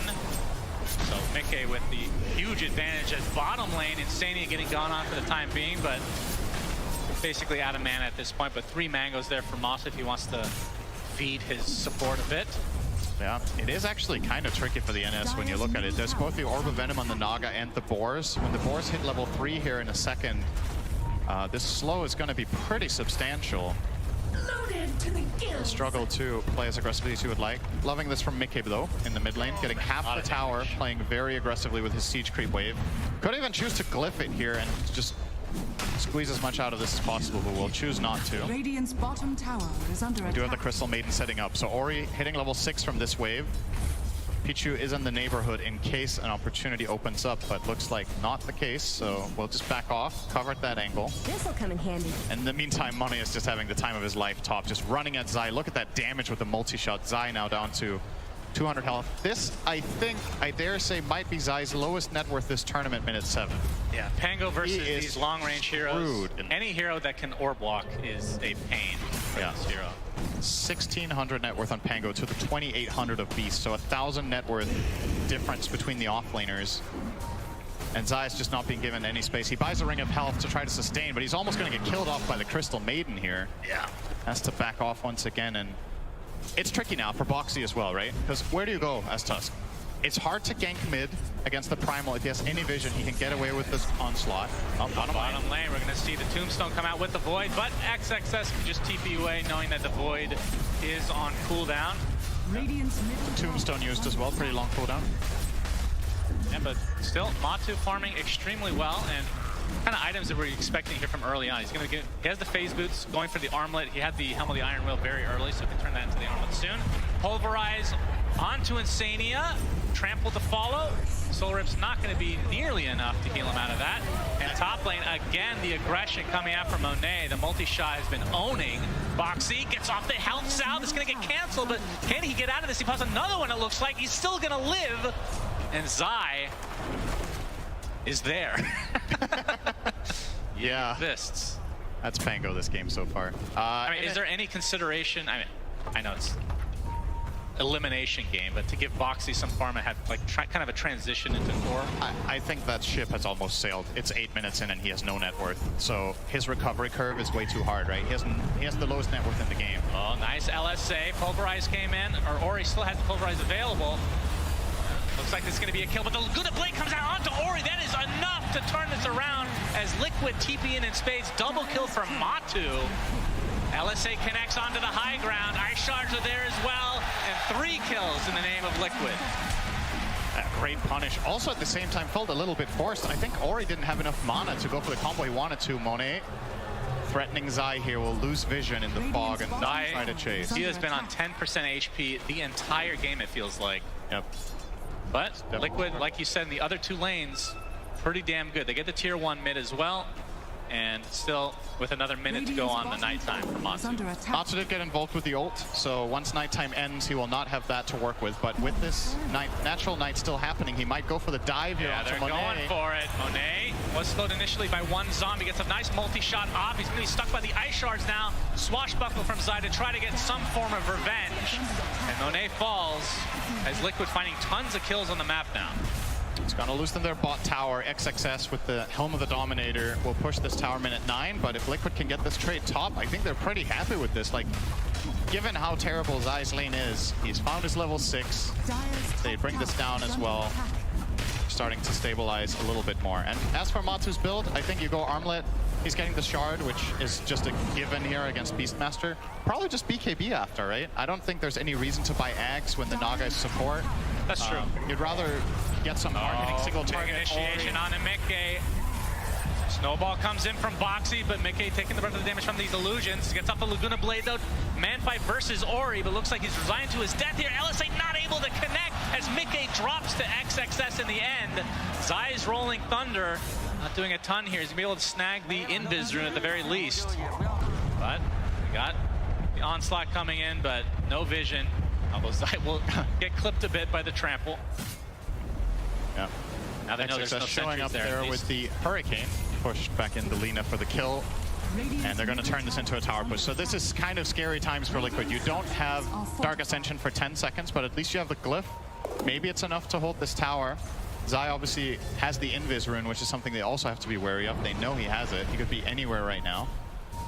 That's how Invis works. Thank you. And he's actually going to... Oh, that's an Observer Ward. Never mind. He's not going to respond. He gets some important information that Liquid could act on here. Still no Rolling Thunder, and now he's showing. Roar was faked out. Yep, gets the squash and shield crash off. He's playing very cocky right now, but a lot of that has to do with the fact that a lot of his team is in the area. But XXS is quite tanky, going for the Wraith Pact, of course, after the Helm. Yeah, maybe you just don't go Helm of the Overlord at all. Because he can eat it? Because of NS. Like, maybe it's not worth it. It's only half the time. It's a lot of the time. And when you enter a team fight, you don't have Ancients nearby, right? So you bring your Ancient, he eats it, and then... And even if you're using it to split push, you're essentially just funneling in a lot of gold into NS. So I feel like we've seen this before when Night Stalker offlane started becoming a pseudo counter to Beast, that Beastmaster would just bypass Overlord because you're kind of just giving too much over. Yeah. So I kind of like this approach. You still want the Dom because it just does that much this early in the game, but don't spend too much net worth on just getting creeps eaten. Ori on the other side of the Ice Shards. Nicely done from him. But we can see the CM here as Matu able to get the 4-shot off. It's a lot of damage coming out from Dark Ascension. Maiden, but that's Dark Ascension. I think he was hoping to get a bigger kill on the Primal Beast there, but Boxy's charge just barely too short, not clipping. Dire are scanning. What a weird net worth distribution this is. Liquid easily have the top 2, and then they easily have 6th. It's which isn't too unhealthy for their lineup, to be honest. If there's a hero in this game that can have low net worth and still find major impact, it kind of is the Pangolier, right? So it's not a requirement for Zai to be farmed. Maybe he's going to go something like a Dagger and just try to find a good ult hero there, or at least eat the Roar for his Night Stalker, which is also really important. Yeah, very close for now. We've seen games, I think it was at the Arlington Major, Night Stalker. It might have been, was it carry Night Stalker? Yeah, I think it was Saberlight playing, where you get the Shard, you get Midas every game, but it seems that has fallen off. Maybe a little too risky, being kind of pushed down by the likes of Beastmaster and Drought. But will be actually not going Shard first, has the Ogre Club right now. So he will go BKB. The Shard definitely adds a lot of farm. Yeah, and he for a hero that doesn't get can't much. be adjusting to XXS not going Overlord because he wouldn't know that yet. So true. He just thinks the BKB is the better timing, wants to be able to fight sooner rather than later. And it is a mandatory item in NS carry this game. You can't play without it. He has to have it. Or he's going to get kited too hard. I'm showing in the bot lane now is you can hear Ori going to town, but not going to connect onto Matu. But the TP is coming in, so Liquid want to defend. You can see the Troll Summoner out and about, got the rally skeletons ready to go. Actually, it's only one. It's a singular rally, not very powerful at all. But Matu defends successfly. And in terms of itemization for Mickey, looks like, I think they're trying to line up these BKBs on both him and Matu right now. Looks like he's already picked it up, actually. So we'll see if they fight a little early on, but Tier 1 tower might get denied. No, not even a chance here. So a freebie for Aster. Beastmaster with a troll creep and 2 boars. They don't need to risk anything by putting a hero in range of that tower. Just let the summons do it, stand back. And Boxy also doesn't really dare to commit onto killing the summons. First of all, he's terrible at it, but even if he were to try, he could die in a roar. So yeah, you just have to give that one up, but you can look for your own move. Liquid will try to find some sort of opening, and there might be a little bit of a false feeling of safety here with that Hawk finding nobody. Liquid know it's there though, because they have a sentry. But this could open up a potential play for them if they can somehow get the right vision. They see XXS on this ward at the bottom Tier 1. But no way to invade. Yeah, so it's just going to continue to be farm session here. As I should mention, Baboka, you did bring up the potential Aghanim Scepter. It is not a carry Naga, of course, but be able to get the ensnare on the Rolling Thunder. But I mean, it feels like Pango does go Shard every game anyway. Yeah, then you ensnare the Night Stalker instead, which is true, mega high impact. So if he gets there on the Naga, it could be a game-deciding item. Usually support Nagas will not get this until pretty late, but given the map control that Aster have and the way they're playing, if they just keep pushing out these lanes with the Beastmaster, with the Primal Beast, and Naga gets to jungle like this, I mean, you get there eventually. He's been giving a lot of space. You can see Baboka is fully committed to the idea. He buys the Blade of Alacrity first. Thought they were going to go for Monet, but instead they find Ori, who easily gets out thanks to his onslaught. So gank attempt from Liquid is thwarted. That is That's a Dark Ascension. So... Yeah, and it's a full 4 minutes until night. So Matu's going to be at a big disadvantage. And right, Liquid are going to try to put it to use here. Okay. So they're going to lose their tier 2 in all likelihood, but they can get this first Roche. It's just pretty much the biggest value they could get out of this insult when it fails to connect. Might be a contest. There's a smoke here from Aster. Zai's going to get off the Rolling Thunder. It's only been an illusion to start. Boca looking for the song, but he's getting controlled. Will they be able to keep it at bay? They do. And Mickey gets the Aegis. The roar applied to Zai, but it's really just a delay tactic, it feels like. Gets ensnared on top of this, but Monet Company still want to fight, but he's going to get Laguna bladed. Mickey pops the BKB, focusing on the CM, but now on the other side of the tree line, taking the right clicks. Looks like he's going to be the first to fall in this engagement. But Pango died on the other side, and now they're going to get the Night Stalker. Matu in a lot of trouble with the LSA. He's connecting. He's going to get saved as a result, or he's dead. Beautiful stun from Mickey. Centaur gets to stun on top of him now. And he's left to his own devices, completely surrounded. The Gust is there, multi-shot, and the axes. So Aster, they get some kills in retribution. Liquid taking the Aegis away in some respects from Aster. Yeah, what a great fight from Matu that was. Just perfect armlet toggles, keeping him alive 2 times in a row. So at the very least, Liquid get out with him alive, but they do lose their Aegis and the second life on Lina, so can't really consider it a true win. At the very least, they don't need to worry about the Roche going Aster's way in the next minutes, but Aster, I think, still should be feeling pretty good about this overall exchange, considering the song didn't get them the Aegis contesting, and they roared the Pango, I should say, just to save the Naga, so they didn't have this for the Lina or for the NS, which also prompted Liquid to feel strong in this fight, right? But keep a look at Matu here. So first the Pulverize here comes out, no follow-up damage is available, he's frostbitten. Is going to toggle out of this one with Monet's shot midair and the charge. Yeah, we're back to another live. fight. Hold the horses here, Cinderin. Looks like Siamese Cat's going to be the first to fall, and now XXS is the one that's completely surrounded, so wrong territory for him. Matu gets credit for that one, and he is very close to a BKB. Yeah, that was a killing spree, so some extra gold on that one for NS. 100 gold to go. Still another 2 minutes in the nighttime. So he should have his BKB in his inventory with nighttime still here. Yeah. If Liquid want to try to take advantage. Of course, still has Dark Ascension.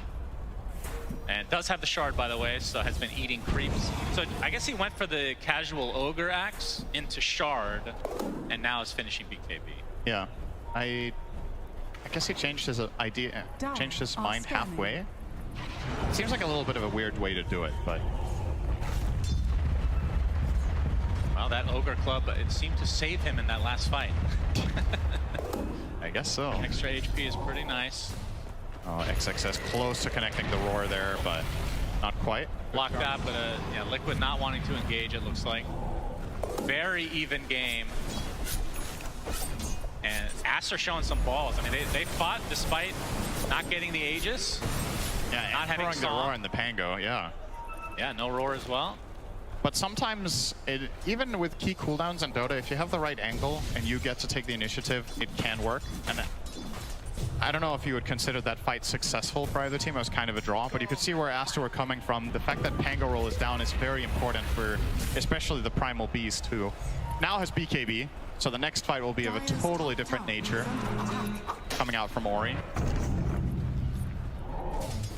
Liquid might choose to smoke here. They are grouping up 4, they will. Aster in a strong offensive position down here, pushing the tower with Ori in front. They have the ward covering the back angle. And they're gonna expect Liquid to do this because of the no heroes on the map. They have the prediction that this play is coming. Liquid do have Dark Ascension though. His smoke gets popped. He's gonna pop Dark Ascension, but he's the focus. He can get roared inside his BKB, so he mitigates a ton of this damage. Now XXS is the one stuck basically on this cliff area. He's gonna get right click down quite easily. A nice kill to start things out for Liquid. Zai on the other side here is Laguna Blade's gonna find Siamese Cat, so just like that, it's 5v3. Now Mickey pops his BKB, Ori kind of in no man's land. His team still has Song available if they need to pop it, they will. Mickey, his BKB runs out, and the rest of Aster are gonna be able to walk away, it looks like. Outstanding fight from Liquid there. The BKB usage was just perfect, right? Matsu gets it off before he gets roared, and Ori thought he was going to connect on the roar outside of BKB, so he committed all his stuff to go in on the Beastmaster, or sorry, on the Night Stalker. together with Beastmaster. That play fails. Then Beastmaster's isolated and gets killed. Pango, in the meantime, is completely cutting off Drow from the entire fight for like 10 seconds. We're going to see the replay here. So look at this. This BKB crucial, right? Otherwise, Ori plus XXS and the Drow probably just kill off Matu, but he stays alive. And now Pango on the bottom right is just rolling Drow out of the picture, quite literally, the entire fight until he finally gets to turn around now. The fight's already over. This play was kind of crazy for Ori. I don't know if he accounted for if he thought Mickey had used BKB. It turns into a BKB trade in the end, which isn't all the worst for him, but yeah. 2K lead now for Team Liquid. And the Aghanim Scepter for Baboka almost there. 80 gold away, and he'll be able to ensnare the Rolling Thunder, as we've said. And of course, more importantly, he'll be able to reel in enemies, Cinderin. Yeah, we haven't seen that used very much. And if we have, we've forgotten about it. I like the concept, but it definitely needs... It has not been very favored to do in the song. Yes. I mean, other than that, the axe is great. Like, we're going to see here very shortly why that is. Yeah, so Zai is not buying the shard that Toby talked about as kind of a pseudo counter to ensnare Axe, but he's going Lotus, which is another way of solving it. Doesn't have it yet though, so this coming fight could be a big surprise factor for Zai, where he's relying on going in on the Drow. If he gets ensnared and Drow gets to focus him for a few seconds, he dies. The fight's going to be of a totally different nature than the last one. Yeah, I mean, that's the downside of Lotus, is it's way more expensive than Shard, obviously, and he is pretty far away. The upside is he can use it on NS if he gets ensnared. True. So that is a pretty big help. He'll get both, I'm sure. Probably, yeah. As he's actually had to use a tome for himself. That just shows how rough of a game it has been for Zai. As the tier 2 tower is going to go down one way or another as the tombstone is placed. Pulverize coming in from Ori, pretty much full duration here on Sania, but he's more than healthy enough to continue to fight, as now Ori is stuck in no man's land. Laguna's Blade, down he goes as Zai going in with the Rolling Thunder, now applying all the pressure to XXS. He's going to get disarmed for the time being. This is looking like 3 kills very easily for Liquid. The song was available, but still BKBs were up. I think Baboka, he might still have to use it here. It only just came up toward the end of that. He didn't have it to save Ori. I think he could have maybe BKB TP'd out, but I guess maybe Tusk was in range for a punch. But yeah, these engages from Ori have just not worked out the way he wanted it to. He's charging up the onslaught, and the moment he does that, Insania drops the tombstone before he gets jumped, and the follow-up damage just wasn't there anyways. They didn't even kill the Undying to start off the fight, and Liquid make a very easy fight out of that one. Liquid with a lot of fans here, obviously, now gaining some momentum in this crucial game number 3. Getting this tier 1 tower, but it looks like Aster wants to try to defend. They're too late. They are. Tower falls. Now we have a Silver Edge on Mickey. At the same time, Drow gets BKB, so Aster now have another tool against the Pango roll that's been ruining Mone's game so far. Now he can reliably get some damage off. I got everything off. Yeah. Flick him off, dude. They need to get the fuck out. He's gonna TP out on Primal too. Oh, he has no. I'm running it. I'm running it. Primal. I'm killing Primal. Look at it. Yeah. Looking at side. Kill 2 boys. Look at the beast. Running. I'm killing CM. CM dead to me. Look at this. Still running in. They almost seemed surprised that he was there. It's like, oh, there's a Primal Beast here all alone. Okay, we'll take it. Interesting build from Matu. After the BKB armlet, now has a Basher, but not opting for a Blink Dagger or anything like that. Instead, going for a Nullifier. Very cool item. Yeah, is a good way for him to counter off the Pike from Zara if she doesn't have the BKB. Not much else to nullify for now, right? I mean, if you get it off before the BKB doesn't do anything anyway. Yeah. It remains. I wonder if... But I feel like Blink Dagger at some point is going to be pretty important for him. But into the Roche Pit, Liquid go. And yeah, Aster have an idea this is happening. They're going to smoke up. Is it going to be too late? No, it's at half HP right now. The Rolling Thunder coming in, mostly on illusions. He's going to get roared right off the bat. They're focusing on the pit now. No Song to come as Mickey gets the Aegis. Song a little bit late. Is there a shard on the ground? There is. Baboka steals the shard. As here comes the onslaught. Looks like the focus is on the Tusk to start this out. The Naga's going to be the trade, so it's a 1-for-1. Matu wants to fight, but a big multi-shot coming from Monet, but a bigger BKB from Matu. And now they're going to get triple kill for Mickey. Aster are dropping like flies. Ori has to BKB. Onslaught to safety. Looks like he's fine. But Liquid coming out on top again in this fight. Yeah, these Roche calls they've made so far in this game have been absolutely perfect. Again, Zai with the coverage against the Naga rotating in and getting the song off. And it took them quite a while to kill Zai during the Roar as well, because he has the armor of Lotus Orb instead of the Shard. Makes him a lot tankier against the Drow. So you're going to see the replay here. Pretty much same situation as earlier in the game. The exact same spot, same logic. Oh, song too late. He's like, wait, there's a Shard. So they'll go and grab that. And he consumed it, by the way. We're going to need to see what the other shards are in this game. I mean, there's a Beastmaster shard that he has not purchased in there. I don't know about that auto-consumption. Song healing is... It is good. Definitely, it's not bad, but it's one of the weaker ones on their teams for sure. Yeah, that's very surprising. That he I wonder which the best one is. Like, maybe Drow? I don't know. It's maybe Drow or Primal Beast have been good. I think Beastmasters is the best by far, surely. The diving bombs or whatever. Yeah, the thing about dive bomb being a root, right? They already have the Lotus, which I believe counters it. They have BKBs, so I'm not sure if that does enough compared to the other ones. But either way, they now have a song that heals. They could have had Rock Throw, for God's sake. Yeah, I think the Rock Throw could have also been good this game. I mean, in the pit, that's amazing. Yeah, and it's also amazing for Ori because it gives him a reliable Q that he can go in. Like, if he hits a Rock Throw on, let's say, the Night Stalker, perhaps he has the confidence to get a charge that is going to connect, right? Yeah. Which has been a problem for him so far in this game, is going in and actually accomplishing something with his Onslaught, which Liquid have covered really well. They're now going to take the top tier 2, building their lead to now 7,000. With Aegis in the hands of Lina for another 2.5 minutes, you would imagine they want to go and get the mid tower as well.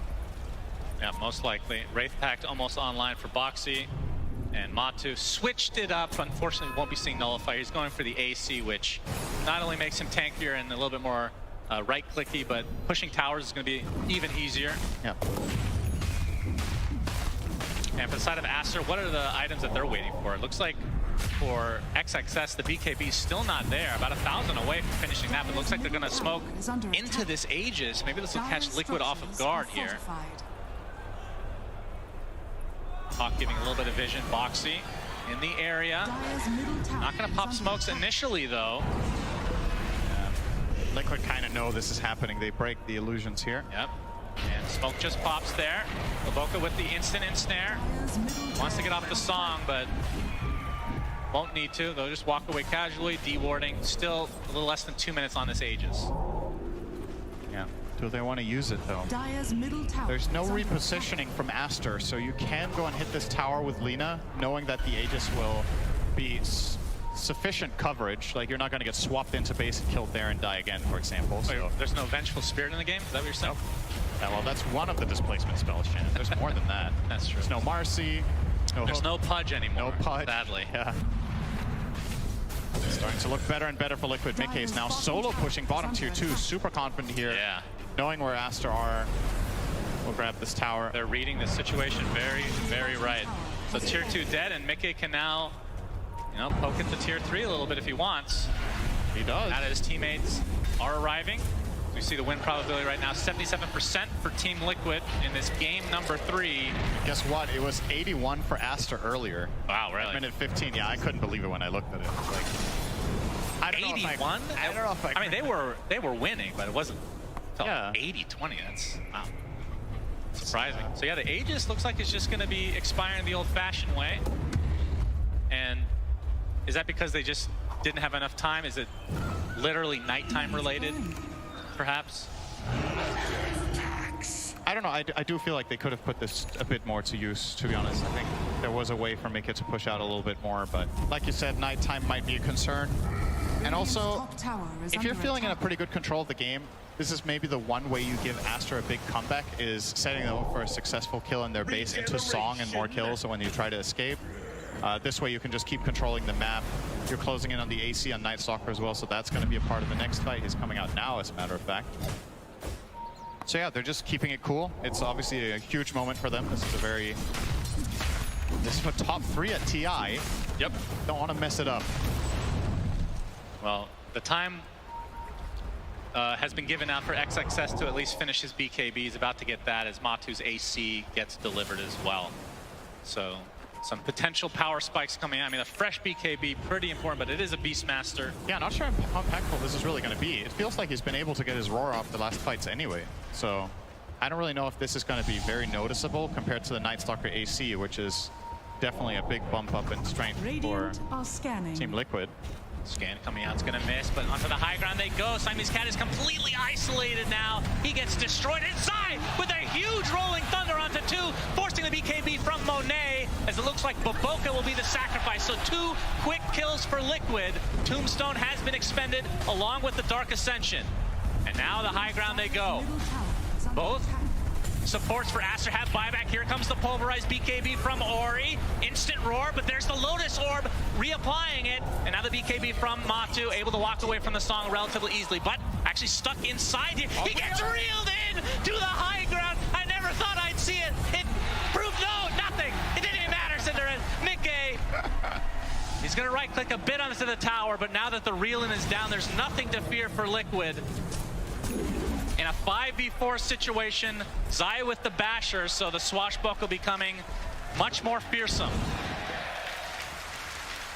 I wonder if he's going to go for Axe next just to ramp up on that, or if he will get another defensive item like Lincoln's. But yeah, another huge moment for Liquid. Die back on Naga. They lost absolutely nothing there, Liquid did, right? Nope, nothing at all. And now they're, again, with the map position they have and the amazing warding they have, they're in a really good spot to maybe get the next Roche. You see this roll from Zai, just forcing the whole situation. Has to BKB on Mane, and that means he won't have that in the follow-up fight here as Naga returns to the fight. I was hoping we get a replay of the reel-in, if I'm being honest. Really hype. Good initiation from Ori, though. And they just don't have enough damage. He's too tanky. Indeed. Drow is not quite there yet. Wait, we're gonna, wait, reel in, wait. There it is! Unbelievable! And then he dies. Very dangerous fish to reel in, no doubt about it. Because like you said, Roche is probably next on the list here for Liquid if they can continue to have this map control. We won't know for another 10 seconds when it spawns. As now Matu is eyeing the nullifier. Is it just for the Hurricane Pipe? Oh, there's also a Ghost Scepter on Siamese Cat. Yep. I don't think there's any Yules, though. But still, pretty big counters to both those items. And it's going to be a relatively late Roche. AK is so insanely farmed. I just realized he's 150 CS ahead of the next hero in the game. And he seems to have a double damage quite often this game. Ori will clean up the wave, still be forced to glyph though. Yeah. This should not be underestimated how much this could end up meaning later. Because the Roche will be falling likely before this glyph comes back up, whichever team gets it. And if that is Liquid, that basically opens up for a free tier 3. They'll obviously get another glyph after that, but this Radiant lineup kills towers really fast if Lina gets to just stand and deliver. Indeed. But Aster, push up mid.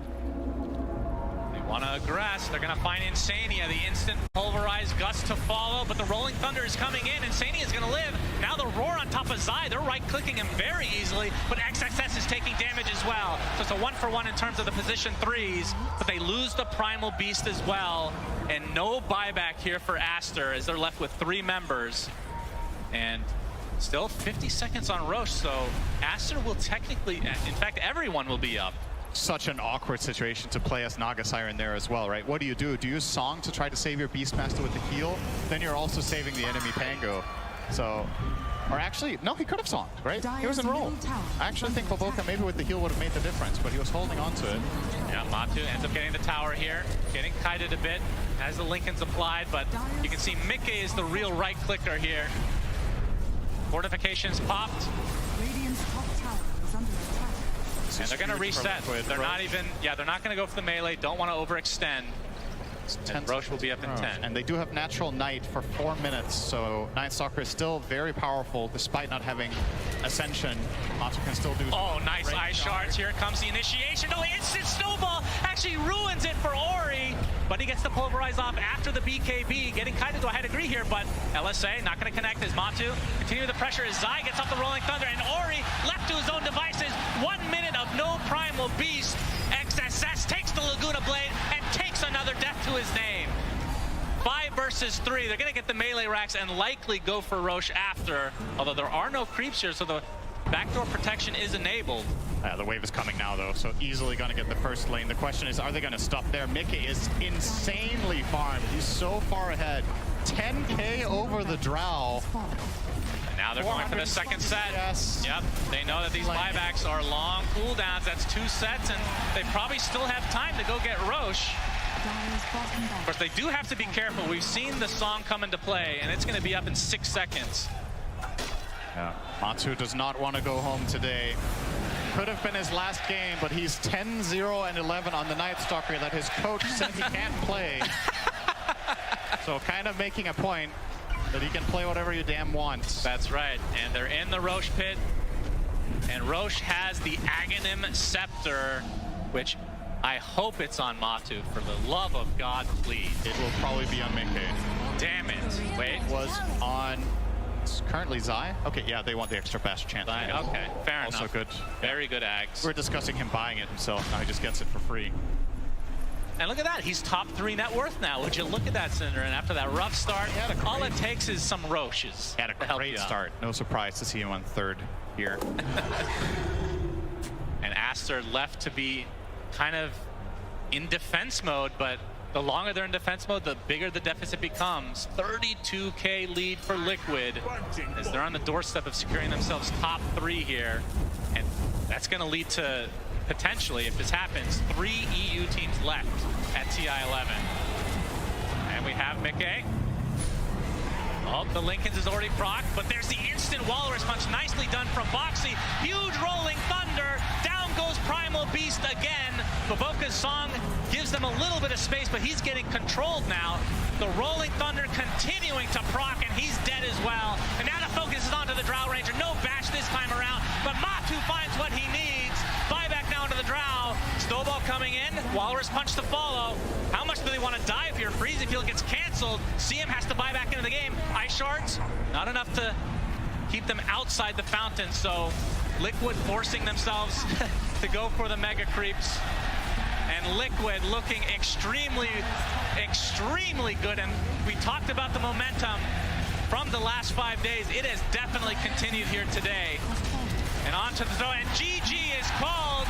Team Liquid move on. Aster eliminated from TI11. Yeah, we had no idea what to expect out of this game. Some very different drafts. Baboka on Naga, we have Matu on Night Stalker. But the constant that has been working for Liquid so well in the playoffs, Mickey on the Lina again with an outstanding performance. Insane farm, insane damage, output, lane push, the whole shenanigans. He did an amazing job this game. Liquid can be so proud. Top 3 secured. They will know who they're playing against after the next series coming up later today, but I feel like no matter who loses that one, it's hard to call them a favorite at this point. I was going to really scared. The momentum, we've seen it so many TIs. I mentioned it earlier. This is a team you do not want to play against right now. You could put Night Stalker position 1 for God's sake, and it worked out here for Liquid. Let's go to the panel and see what they have to say about Matu and the rest of Liquid's performance. Thank you very much, Sunsfan and Cinder. And indeed, Matu's career continues for a little bit longer, and they are making it to the final day. We'll see them, of course, again tomorrow. We're going to talk about this game. We're going to get a chance to talk to the winners as well. I'm here with Jenkins, Effie, and Lacoste. And there's a lot to break down in this game, because we know that Blitz at the end of the draft was like, how do you get Night